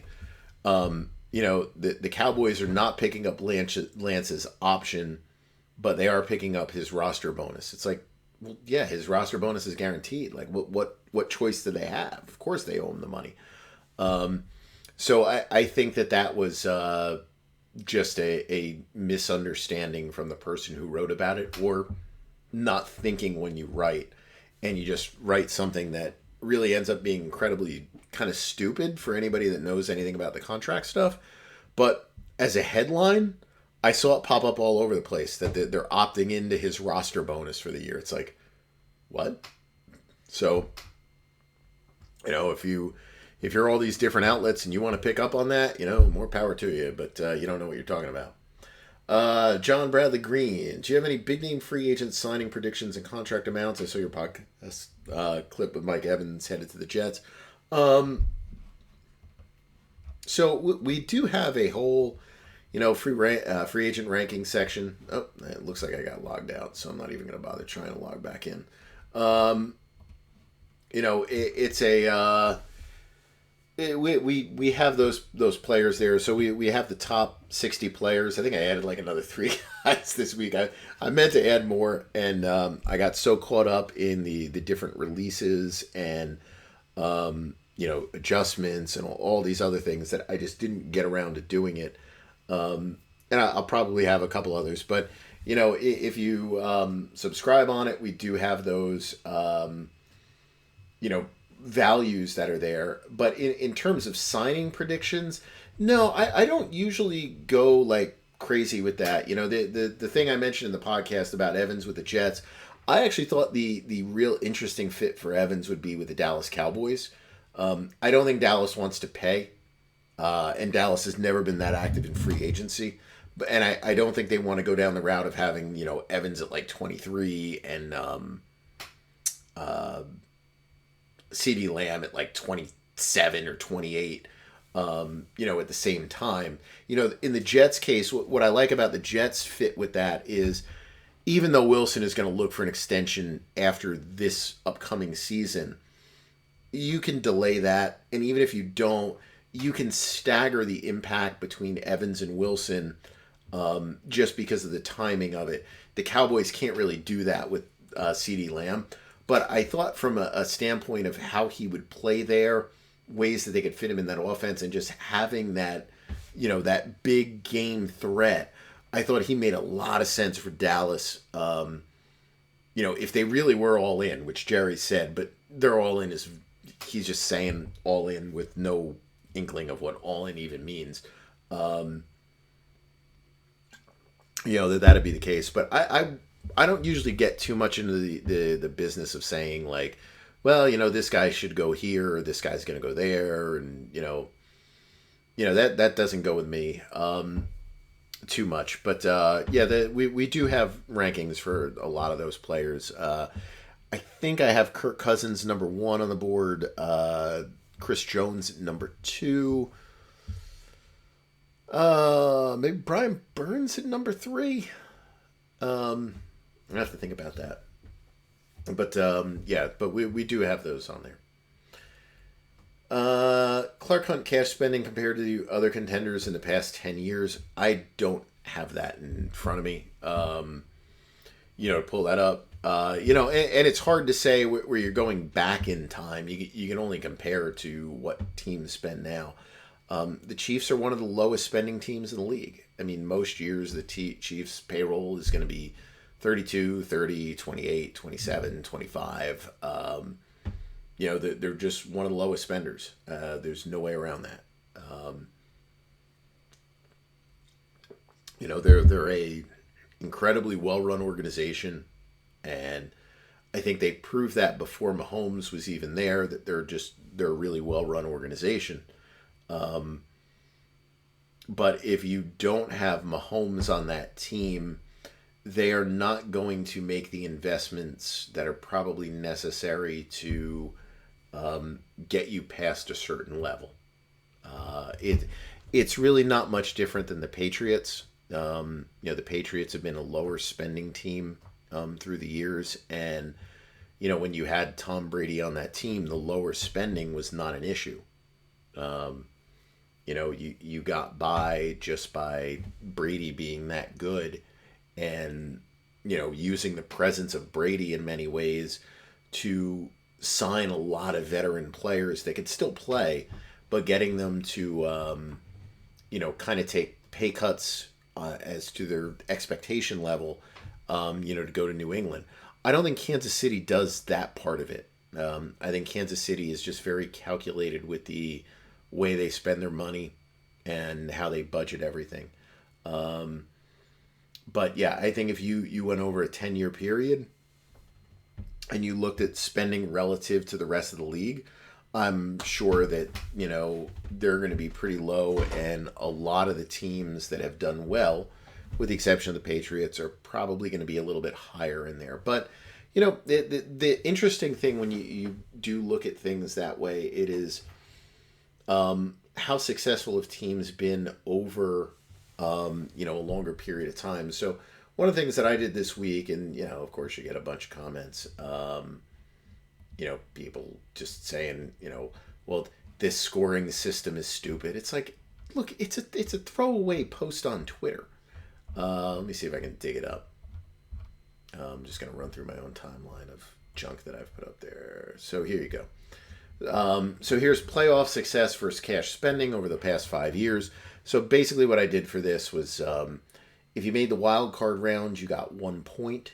That's if you didn't make it past the wild card round. I think it was 4 points if you made it to the division round, but you lost there. 8 points if you were a conference champion loser. 13 points for Super Bowl loss. 20 for a Super Bowl win. Something like that.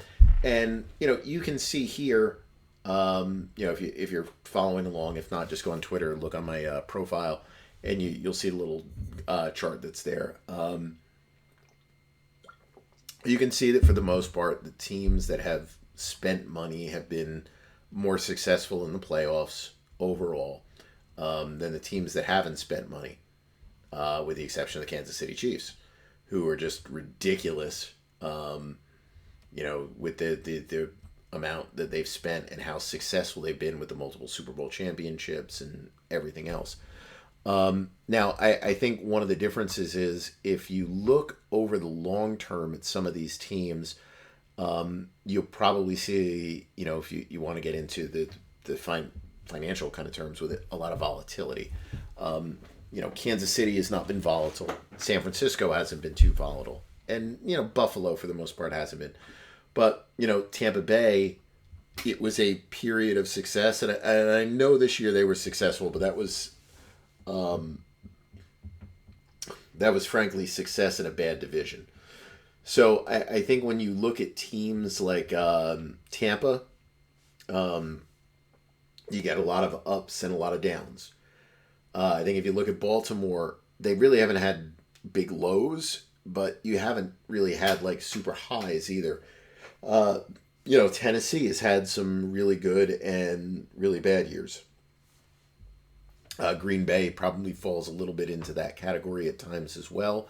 The Rams, who have been below average, in large part because of the way that they cut this year, that's a team that's been in that same kind of boat, right? We've had some years where you've been incredibly successful in the playoffs, and then you've had some years where you struggle a little bit. So, I think that's you do see a little bit of volatility from some of those teams that do go a little overboard with spending. And San Francisco, you might see that 2 years from now. And then you've got some other teams like Dallas is pretty consistent. Cleveland, New Orleans, kind of consistent. I wouldn't say successful, but they're, they've bought themselves into a level of contention without being a playoff successful team, if that makes any sense. But the Chiefs, I mean, the people get annoyed when you say they don't spend money. It's like, I don't know what there is to get annoyed about. I mean, the numbers are the numbers. Facts are the facts. They don't. And, they've got the greatest quarterback of this generation, and that goes a long way. Subby, what does second-tier wideout contracts look like now? Devonta Smith, Jalen Waddle. So I think all those players are going to look for, even though you're saying it is second-tier value, I think most of those players are going to be looking for $21, $22 million a year, which doesn't feel second-tier, right? But I think that's probably where they'll be because Mike Williams got $20 million a year.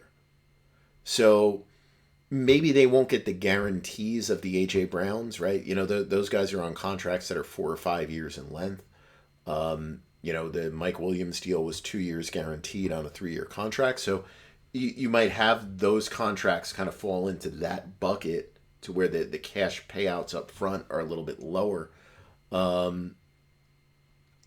But pricing wise, I mean, 22, 23, which is going to be right near the top of, all these different names. I don't know what Reddick's value is.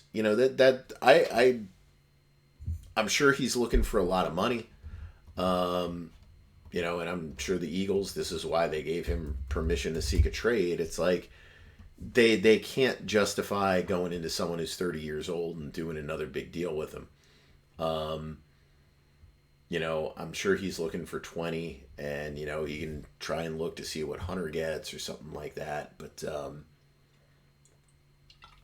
my thought on all these older rushers is just that, You look, and I know Chandler Jones and Von Miller are both a couple years older than this. But I almost feel like you look at those players and you look at how bad those things turned out, and you're like, I can't do these deals with these guys who are 31, 30, 31 years old, and say I'm going to pay them $20 million a year. You have a lot of older rushers that have been willing to sign for 12 and under. And it's like, that's probably more, what the market should be, versus jumping up. Matthew, with the Bears and Jalen Johnson contract talks heating up, this should be a good time to front load a long-term deal. I know typically an organization shouldn't front load, but with the added cap, is this a good time for one? Man, that whole contract thing is very interesting there, with what they decide to do. I don't think there's anything wrong with front loading a contract. I think if you are a team that has a lot of salary cap space and doesn't think they can use it, I think there's more value in front loading the contract of a player and having him at reasonable numbers, versus just carrying the money over. Even though those two things end up probably, netting out equal, I think, Jimmy Garoppolo is a perfect example of that. If Jimmy Garoppolo has, and I know that the market exploded after he signed, the deal that he did with San Francisco, around 28 million a year, I think is what that number was. And he was the highest paid quarterback in the NFL when he signed that deal. He held that distinction for like 2 weeks. They front loaded that contract. I think it's much easier to sell, to your fan base, or year over year, that you've got your quarterback at cap charges of, 18 a year, 20 a year, whatever his numbers were, especially considering he's, a little bit above average kind of player, than having what looks like a better cap situation because maybe of all that carryover in one specific year, but having Jimmy Garoppolo at a $34 million cap charge, because then it's like, man, why do we have Jimmy Garoppolo at $34 million a year? How are you going to get better that way? So I think that's a good use of cap space. The other reason is that I think sometimes you're better off utilizing your cap space in a constructive way, and I consider that a constructive use of cap space, versus saying, well, if we keep this player at 20, again, using the Garoppolo example, if we keep him at 20, we can bring in two guys that make $6 million a year, and it's like, it's probably those guys are probably not going to make a difference for you. So I think that would be okay for them to do, especially at that position, to be honest. The way that position breaks down, he might be an effective player, effective enough if he's sitting there at a cap charge and a contract value at some point of, say, $10 million a year versus, 20-something million dollars a year, like the Xavier Howard kind of stuff. So I could see logic in them structuring things that way.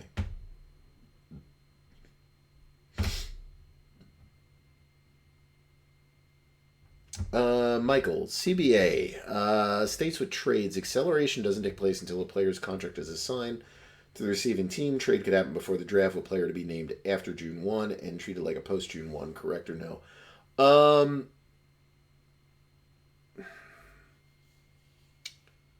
No. You could not execute the trade because at that point he would be assigned to the other team with a player to be named later.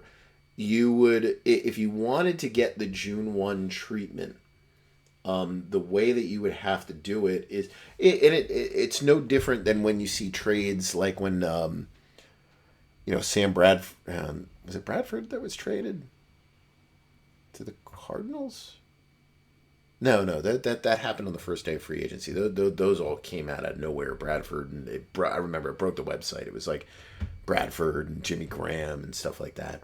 Trying to remember which quarterbacks. Wasn't Carr because he got cut. There were a couple quarterbacks.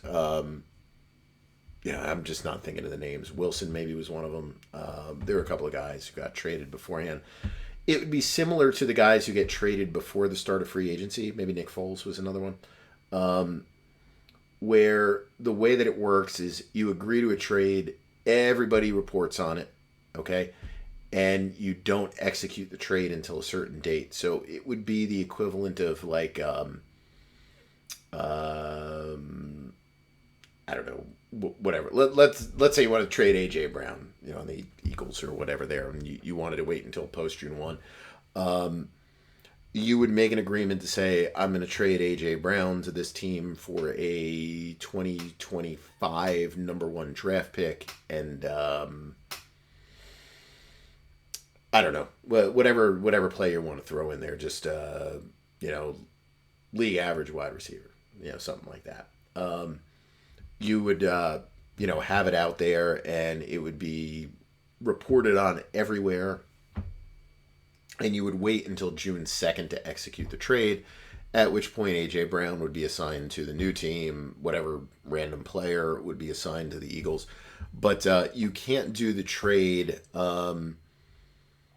before June 1st and then expect the June 1 treatment. So you would actually have to wait to submit that to the league, to assign the player, as it's put in the CBA, to the other team by doing that trade after June 2nd. But you would agree to it beforehand, and that's why you see this year we don't have it, but you'll see trades agreed to second week of February, and I remember the first year where that happened with OTC, I didn't process any of the trades.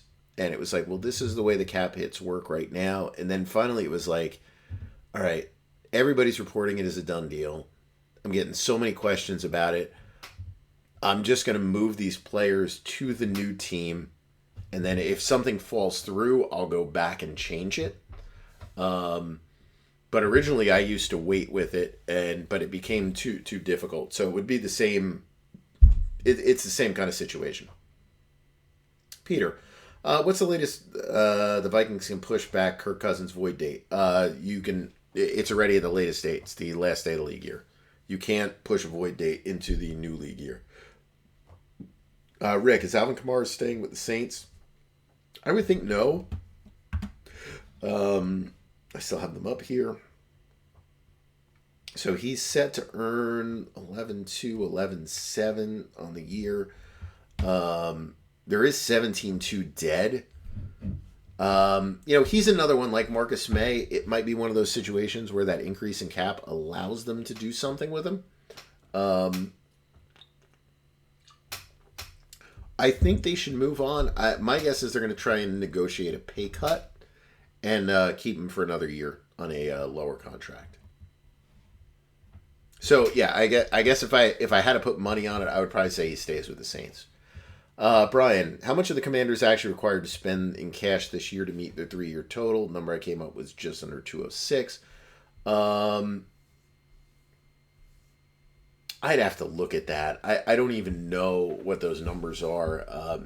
None of these teams ever have a problem with it.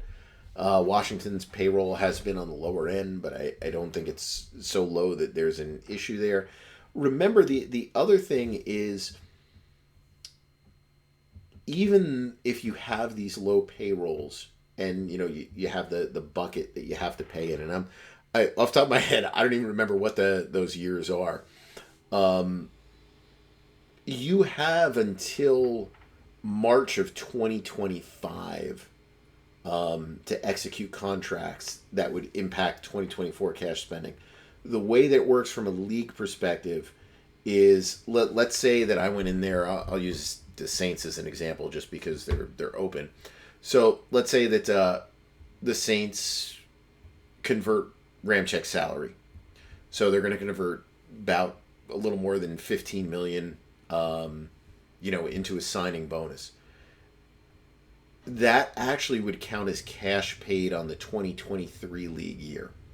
So if we're talking about next year, if that's the end of the spending period, they could take a player on their team, restructure their contract, and that cash would count towards 2024, even though we would look at that as cash for 2025, from the perspective of spending in the league, they would attribute that to the season before.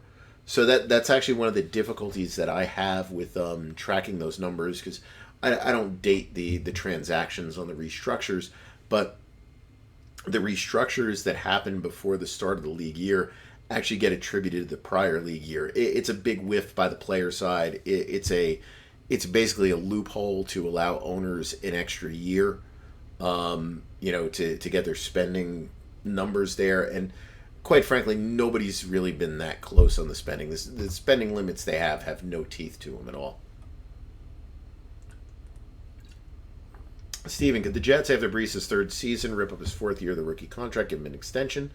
This way they take advantage of the running back window before he hits 28 and give him a raise to avoid the come and tag and play that happens to most running backs. You wouldn't rip it up. He would honor it. Whatever that salary is in that final year, he would have to honor it. He would just have it baked into the contract. So, in other words, it would be a contract that would be, in a sense, let's say you sign him to a 4-year extension. Let's just say $15 million a year. And trust me, I'm not telling them to do that. I think that would be absurd. But basically the way the deal would work out is you would have $15 million a year plus the $1.9 million in salaries owed. So it would be 5 years for $62 million is the way that would work out. So the Jets could do that. I would not advise it. I think if Rodgers is legitimately healthy, I think that Hall has that ability to have that Jonathan Taylor season where Taylor had 1,800 rushing yards. I know it's going to be like, oh, I got to keep him. If that happens, don't extend. It doesn't pay. I'm not looking to do it, but in terms of how it works, yeah, they can do that after the third year. Jake, if a player like Josh Jacobs has bonuses as part of his contract, does the prior year's salary for purposes of the franchise tag include the amounts for any bonuses not earned, like per game roster bonuses? Simply put, is Jacobs' prior year's salary 11,791 or 11,391? Oh, that's a good question. I'd have to actually look at the official wording that's in there, but I believe it's based on the base value of that deal. I'd have to look. I'm actually not 100% sure off the top of my head on that question. But I think the 120 is based on the I think it's based on the full structure of that contract, not the likely to be earned portion of it, or actually earned portion of it when it comes to the per game stuff. I think it's just based on the number. But again, I'm not 100% sure. That's a good question. I'll try to look that up. That reminds me. I did have a question that actually came from YouTube last week, and I didn't answer it on YouTube. Let's see. Let's see what we've got here.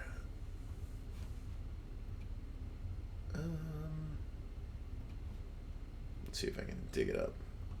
I'll probably start playing. There we go. All right. Balancing boredom. Curious what your thoughts are on teams giving themselves a 1-in-5-year or once-in-a-decade allowance for drafting an unconventional/unfavorable type of player in the first round. Example, team drafting Jackson Powers Johnson, the Oregon center, in the first round, as long as they pinky promise the next 4 drafts will only take a wide receiver, left tackle, edge, quarterback in the first round. Read more.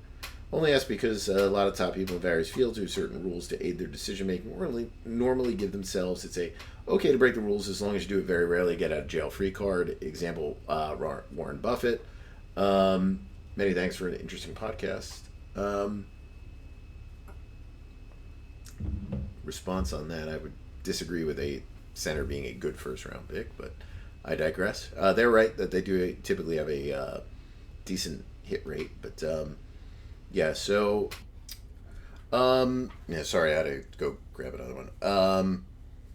Yeah, I think that that's okay. I think, look, you can't always go by the numbers when it comes to the NFL stuff, even though, I'm going to say we should go by the numbers most of the time.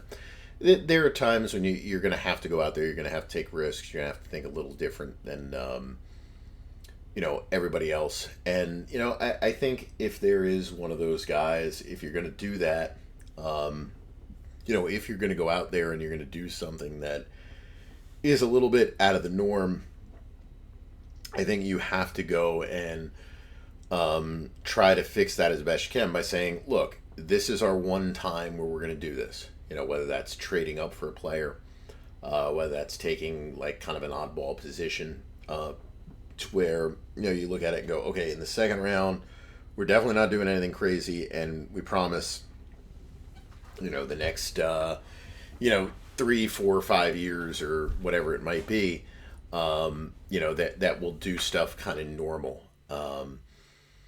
I think that is that's a fair way to kind of approach doing one of those kind of out of the box kind of draft picks, but I don't know how many teams would actually follow through on that. But I think that's realistic as a way to do that. And the only thing that I would say is when you do look, I think in the field of like finance, you're looking at like a Warren Buffett or something like that.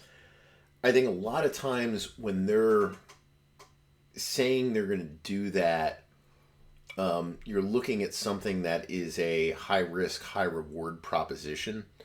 I don't think there's a way to spin a center ever as a high reward proposition. And this comes from someone who loved Nick Mangold and before that Kevin Mawai. I don't know if you can look at that as a high reward proposition. Like if I look at a linebacker, if I look at a typical defensive tackle, a safety, it's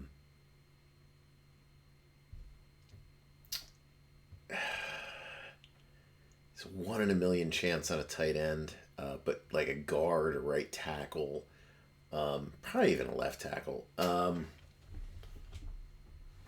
Left tackle is just bad availability, but I don't know if I'm looking at a lot of those positions as potential high reward positions. So that is the one difference with it. It's like, okay, I am making a non-conventional bet by going into a center, and that center might be terrific. Is there a scenario that I can envision to where if that center hits, it's the equivalent of making millions of dollars on an investment? I don't think the answer to that is yes. But just in terms of a strategy or whatever, yeah, I would agree. I think with what you said there. All right, let's see. Last set of questions here. Salt McGriddle, will you keep writing the same article about the Saints salary cap multiple times a year in perpetuity? Probably, because they're going to keep doing it. I people get annoyed with it. It's like you bring up the Saints, and it's like, well, they get out of it every year. Anybody can get out of it. People ask me, how do they get out of it? Well, this is how they get out of it. What do they do? Exactly what I said. Why? Because there's no other options. There's no magic to it. There's no ingenuity to it. There's nothing that's being done that is creative. There's nothing that's being done where it's like, oh yeah, that's something very different. It's just trying to deal with whatever. And if you're a Saints fan and you are happy with every year being kind of on the cusp of a playoff berth and just not getting there, more power to you. If that's what you're cool with, that's fine. I would rather have that potential of a bad year, knowing that that there is some kind of bright future for me, versus just doing the same thing over and over and over again and getting worse every single year. But that's just my opinion on it. But yeah, I will continue to write about the Saints, and I don't think that you can argue the point that the Saints have not been, with all the money that they've spent and the way they keep pushing things, I don't know how you could make the argument like, yeah, the Saints are doing the right thing. I just don't see how that could be the argument. But yeah, who knows? Maybe they'll do good this year. Let's see what this is. Who is your daddy? What does he do? How many mozzarella sticks could you eat in one sitting? I don't know. That's a good question. I would guess quite a lot. I do have big appetite, but I don't know. I don't really know that answer. Let's do how many I can actually sit there and eat at one time. Good question. Stefan or Steven Peterson? Non-football. You had Nelly the bunny. Might you have any other pets? Nope. That was it. We've had some fish, but my fish tank right now sits empty. I don't know if anyone really considers fish pets, but no, Nelly was the only pet that we had. Same person. With rookie contracts already being figured out for the most part, why is it such a big deal that Caleb doesn't have any representation? It's really not. People make a bigger deal of that than it needs to be. Look, there's value, to having people represent you during the draft process. Some of it has to do with preparation. Some of it has to do with, like, how do you do all your training and setting you up for that and doing prep for interviews and how you're going to tackle the combine and drills on your pro day and your own, all that kind of stuff. It's not like there's no value to that. There is a value to it. But when you're considered, the top pick in the draft and there's little that's going to change that, is what it is. And I don't even pay attention anymore to what rookies do or don't represent themselves. I think the next thing comes from when you do that second contract. Do you want to rep yourself, or do you want to sign with someone who's a top pick like that? You're signing with Athletes First, you're signing with CAA, you're signing with Clutch. One of those bigger groups. I think that's the question more that you look at versus that rookie period. Again, I think the representation aspect is important for players depending on where their draft slot is. But if you're slotted, number 1 overall or top 5 or something like that, you can probably get away with not having an agent. John, do you see the details on the cap adjustment figures or just the totals for each team? No, I don't know the details. If you mean like, why did this team, get this? Most of the time it's per game bonuses. That has to do with incentives. Sometimes it's signing bonus refunds. All those things. I don't know the breakdown of that stuff. We track it as best we can.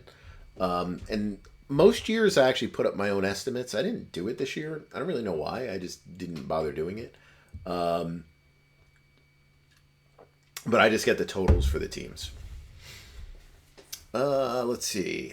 D. Should the Ravens bring back OBJ for anything more than $5 million? No, I don't know why they would bring him back at all. He's a name. That was one of the dumbest contracts I can imagine. Like the guys that negotiated that deal for Beckham should have been doing backflips the minute the Ravens agreed to that nonsense. I think Beckham is one of those players where he's probably expecting a lot, and so you're probably looking at someone who's more of a mid-year signing, I think, than anything else. You would be crazy to pay him anything significant. I mean, he's a name at this point. Nothing more, nothing less. Christopher, who is the most famous celebrity you ever met? Obviously I mentioned about Peter King before. I don't know. I don't think I met too many people that would be considered like really famous. Famous celebrity. I'm trying to think. I did meet Weird Al Yankovic once. He's pretty famous. Football related, Mark Gastineau. I'm trying to think if there. I can't really think of anyone. The wrestler Kurt Angle. I met him once. He's pretty famous, I guess. I can't think of too many like famous people that I've really met. Most of them have just been in, if anyone even remotely, most of those names just in passing. So if it's actually talking to someone, it's probably Peter King. David, who should be cut but won't this offseason? Who will most likely get overpaid in free agency? So overpaid in free agency, man, that's a good question. He won't get to free agency. It would be Burns if Burns got to free agency. And maybe you include in that a contract with Carolina. But I think that's the guy that has the potential to probably earn significantly more than he is really worth on the field. I think there's a lot of inconsistency with his play. And that would be the guy. Who should be cut but won't? I don't know. There's going to be a number of players like that.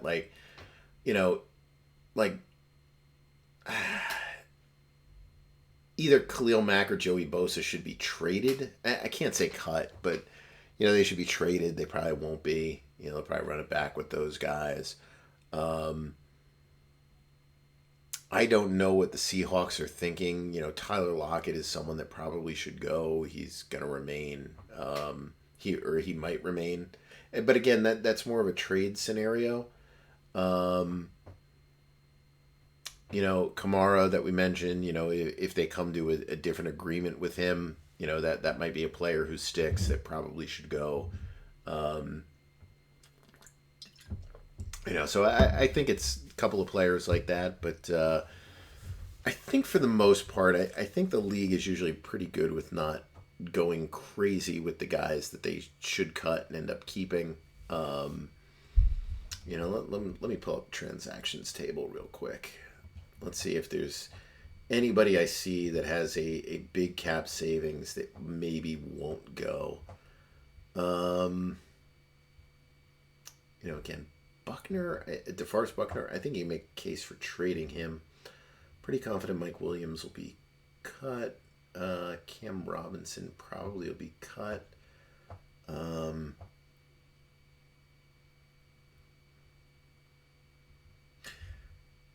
Cam Jordan, they couldn't cut him. They didn't really have a choice there. Grady Jarrett, I think that's a player that probably should be cut who won't be cut. I don't really understand the purpose of why they extended him in the first place.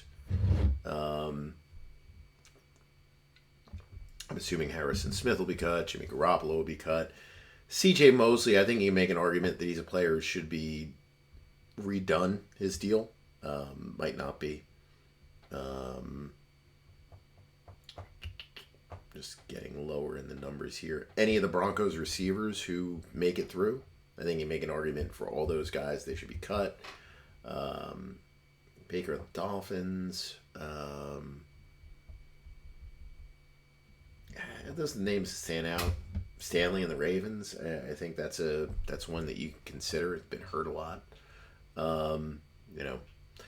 Jake, to develop quarterbacks or not develop? That's the question. No, you always are developing quarterbacks. Tony, will the Chiefs give Mahomes a pay raise after 2027? Let me look at his contract in 2027. Yeah, absolutely. So I think I mentioned that last week. So I think the way the contract is structured at the moment, And whenever there's going to be belly aching about the salaries and that they need to move up, they'll take money from 30 and 31. It's pretty clear that 2028, while they'll honor some of that money that's in there, that's the time frame for where it becomes like realistic. Like, okay, we need to redo this deal because we don't have money we can move forward anymore to make the deal make sense. We need to add salary to the contract, so that's when that will happen. So absolutely, that'll happen. Fantasy Tomlin, what would be a fair price for Fields? Do you think the Steelers should pay? I think right now, I think the fair price for Fields is a second round pick, with the ability of that second rounder to become a number one. Often the way that works is you would get a number two in the 2024 draft, and if he hits certain thresholds, you would get that team's number one in the 2025 draft, and in return you would give them your number two. So I think that's probably what the conditionals would look like on a trade like that. Yeah, the Steelers, I mean, they could be a team that's in the market for that. They need a quarterback, and if that's what they want to do, go for it. What team are you most intrigued in this next free agency? Good question. So I'm actually really intrigued by both New England and Washington. They have a lot of space. New England typically doesn't spend money, but the last time they had cap room, they did. You're looking to kind of overcome the Belichick shadow. So, it's like, do they or don't they this year? Washington, you've got the ownership question. So I think both of those teams are really interesting with what they spend this year. I think the other two teams that I'd be interested in as I move down in terms of projected cap room at the moment are the Vikings and the Jets. And with the Vikings, it's do you double down on Cousins and Hunter, create a bunch of cap room by doing some kind of deals with them now, deferring those dead money charges and, finding ways to add to the team in free agency and seeing if you can do something with this, exact same team that really hasn't been able to get anywhere. And the Jets, with kind of the stuff I talked about before, it's that 1 year with Aaron Rodgers. Can they just go wild with spending? So I think those are the four teams that I'd be most interested in this year. Brian, what position independent player should the Chiefs be drafting in the first round? I think they probably need to stockpile receivers. I would think that is the position that you'd be looking at because they just don't have enough talent there. So I think you just continuously look for guys that can play at that position. Wade, Legley's Cousins contract structure if he stays in Minnesota. I think he would probably do a 2-year deal. Let's call it 2 for 80 with most of it guaranteed at signing, maybe all of it guaranteed at signing. I think that's kind of what he'd be looking at. And that's another thing. People have been making this big deal. Like I think Florio put it out there. Like his run of fully guaranteed contracts has come to an end. His last contract was not fully guaranteed. The last contract that he did with Minnesota was all injury guaranteed. It wasn't fully guaranteed. He had to be on the roster on a certain date. So, it's not like that would be something new. Cousins. Let me see if I have his stuff up there. So yeah, his 2023 salary. Roster bonus. Oh, they converted that. I think his salary became guaranteed but all that stuff was not fully guaranteed at signing. It was injury guaranteed. It was a funky contract because they had multiple years on the deal. But it wasn't all fully guaranteed at signing. As more quarterbacks sign relatively expensive deals, how will front offices view the comparative advantage of a rookie quarterback contract Once Tua, Baker, Lawrence, and Love sign, you'll have around 18, 20 guys at $35+ million contracts, accounting for large dead cap hits. I, I don't know. The point that I made years ago, I'd have to look up to see when it was, but I'm going to say 2014, 2015 time frame. My theory was that the quarterback position should have been a position that was looked at as you draft a guy, that guy is going to be your quarterback for 4 or 5 years, depending on if how you view that option year. And at some point during those 5 years, unless the guy proves himself to be a special player, and at that time frame, your special players were guys like Aaron Rodgers, Matt Ryan. I think you could throw Russell Wilson into the mix from that time frame. Like, those are your guys that were look like your special players. That you would go in there.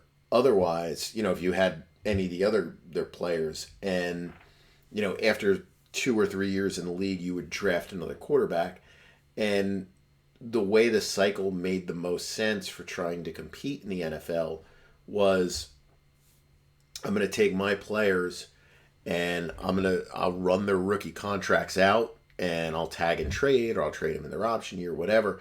And I will have another young quarterback to try to slot in, for that player. And I still think, 8, 9, 10 years later than whenever I first made that point, I still think that holds true. Nobody really does it. Maybe the Eagles did it to some extent with Jalen Hurts, but when they drafted him. But I think that that is more the process that teams should be looking at, versus we draft a guy and because he's adequate, we keep him. Like, if you look at the way the dead money numbers for quarterbacks has grown, in many ways astronomically, right? With the failures of Carson Wentz, Jared Goff, even though Jared Goff has had this rebirth in Detroit. But, players like that, what you see with Daniel Jones right now in New York, possibly what you may be seeing with Jalen Hurts in Philadelphia, Kyler Murray possibly in Arizona, Deshaun Watson in Cleveland, where, you're making these gigantic investments in players that are not superstars. You're putting yourself in a negative position for competing against Patrick Mahomes, who, is a legitimate superstar, and you make as much or more money per year than Patrick Mahomes. So, I think that is, that's the real lay of the land, and I think that is how front offices should view it. But I think as it comes back to, what I mentioned about Bean before, where you're just so into what does the most to make sure I have job security this year, and I think will give me job security next year. It's probably just doubling down on the player that you have and not trying to think out of the box and replace that player. It's like, how do I sell to my owner, using Justin Fields as an example. Let's assume the Bears don't have the number 1 pick in the draft. How do I sell to my owner that there is a benefit for us to move on from Justin Fields to bring back a number 2, while at the same time drafting a quarterback, say number 5 overall, and using all that money that we're going to save on what would be a Justin Fields extension at, say, 42, 43 a year, to put a better roster around this rookie quarterback. I think a lot of owners would be like, well, why aren't you just keeping Fields? So, I think if you really looked at it from a more analytical standpoint, you would be of the impression that your quarterback should be a 4-year player. not more than that. And you should be looking to supplement that player during those 4 years where he's your starter. And if he happens to be that special level player, re-sign him. But if he's not, if he is, let's just pull up the top contracts here at quarterback. So you've got Burrow, Herbert, Lamar Jackson, Jalen Hurts, Russell Wilson, Kyler Murray, Deshaun Watson, Patrick Mahomes, Josh Allen, Stafford, Prescott, Daniel Jones, Aaron Rodgers, Derek Carr, Kirk Cousins. That's our 35 plus. So, I mean, if we're looking at 35 plus, I'm looking at these names and I'm going, what's the point of Kirk Cousins? What is the point of Derek Carr? What is the point of Daniel Jones? I mentioned it with Dak Prescott a couple weeks ago when I said, he's probably going to be the first $60 million a year quarterback. It's like, you couldn't win with Dak Prescott at 40. What makes you think with Dak Prescott at 4 or 5 years old, you're going to win with him at 60? Deshaun Watson, Kyler Murray, Wilson, obviously. And I think Jalen Hurts right now might fit in that same category. It's like, I'm looking at those deals and saying, well, where would you be better off? Would you be better off with Kyler Murray at 46? Or would you be better off with having traded Kyler Murray for 2 number ones to another team, let them sign him for whatever, and you go back in the draft and you draft somebody? And I think it's a tough thing for teams to grapple with, but I think from a logical standpoint, that's where you have to look. And I think when you go through these high-priced quarterbacks through the years and you try to find who's successful, this whole list of players that you see, if you're following along on YouTube, or just those players that I mentioned before, I have a feeling that with the current constructions of these teams and everything else, you're going to look at all these high-priced players and your success stories are going to be Mahomes and maybe Josh Allen if he can overcome the whatever the nonsense is of continuously chasing these, couple of guys. I don't think it's going to be Burrow. I don't think it's going to be Herbert. And they're both terrific players, Herbert especially. I don't think it's going to be Jackson. I think there's a ceiling that exists there. I don't think it's going to be these other guys. It's not going to be Prescott, not going to be Jones, not going to be Carr, probably not going to be Rodgers. Probably not even going to be Stafford. And Stafford, and they're a little bit lower on the salary scale. So there is a little bit of an advantage on those guys on those contracts. But, I think you're going to, if you take that step back and you take that objective look and you say, well, this is the what if scenario. I think the what if on a lot of those players is probably a better what if scenario if you go in a different direction. All right, last question. Survivor Super Fun Time Show. What's a realistic new contract for Reddick on the Eagles, considering he doesn't have a lot of leverage and likely will return? I think they just let him play out the year as is, and then they figure out something in December. I don't think it'd be an extension. I think it'd be a way to kind of try to defer more dead money. I think the Eagles giving him permission to seek a trade meant that they are so far apart in value that there was probably no bridging any gap. I think it's more along the lines of, look, he's an older player. At some point, we got to start to get younger, and we can't do a 3-year extension with him just for the sake of doing it. So I think that I would think more likely that this will be his last year in Philadelphia. But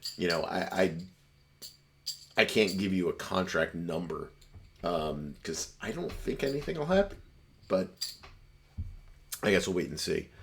All right, so that'll do it for me. This is another pretty long night here.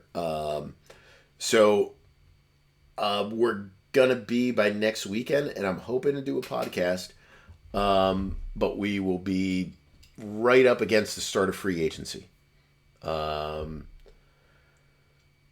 Megan also has a dance competition.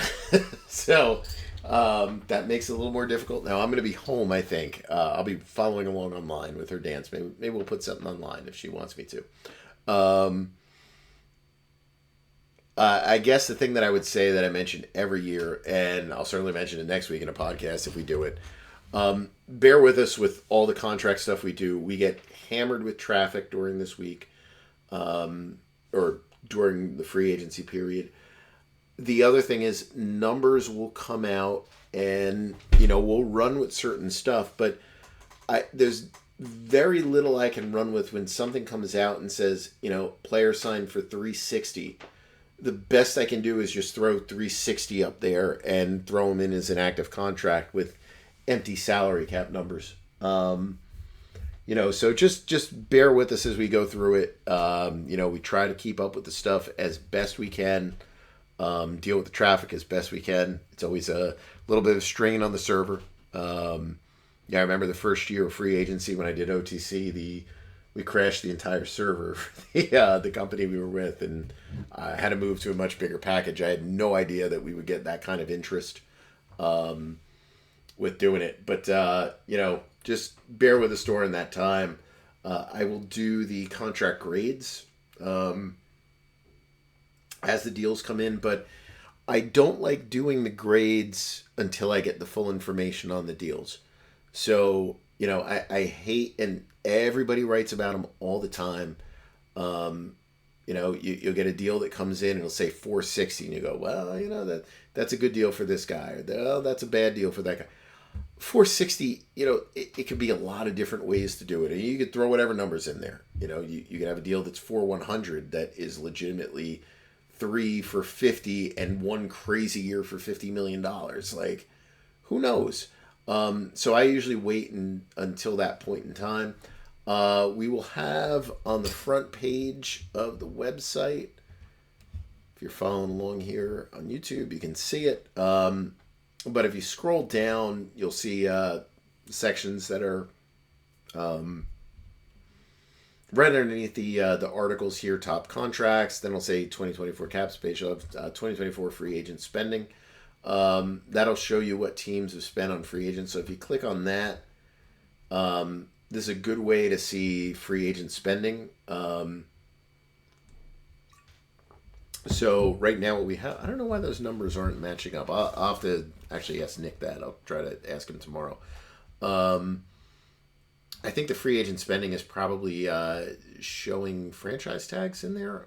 I'll go and look back. But, you can see here that our players that have been signed right now, DeMarcus Robinson, $4 million for the Rams, Jalen Reeves-Maybin at $375 in Detroit. A couple guys on the Eagles, Chiefs. 49ers have a couple minimum salary guys. These are all more futures deals. They probably shouldn't even be in there, but I think we include everything that was signed after February. So, that gives you an idea as to what the spending would be.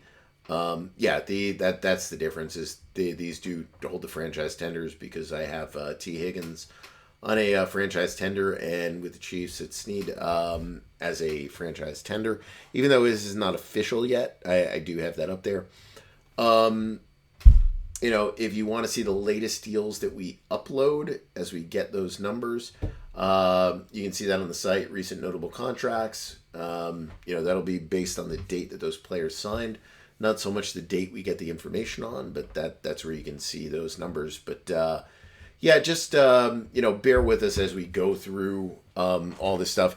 It gets incredibly busy. It's very hard to keep up with. You get help doing it, and I know Troy stays up doing this stuff.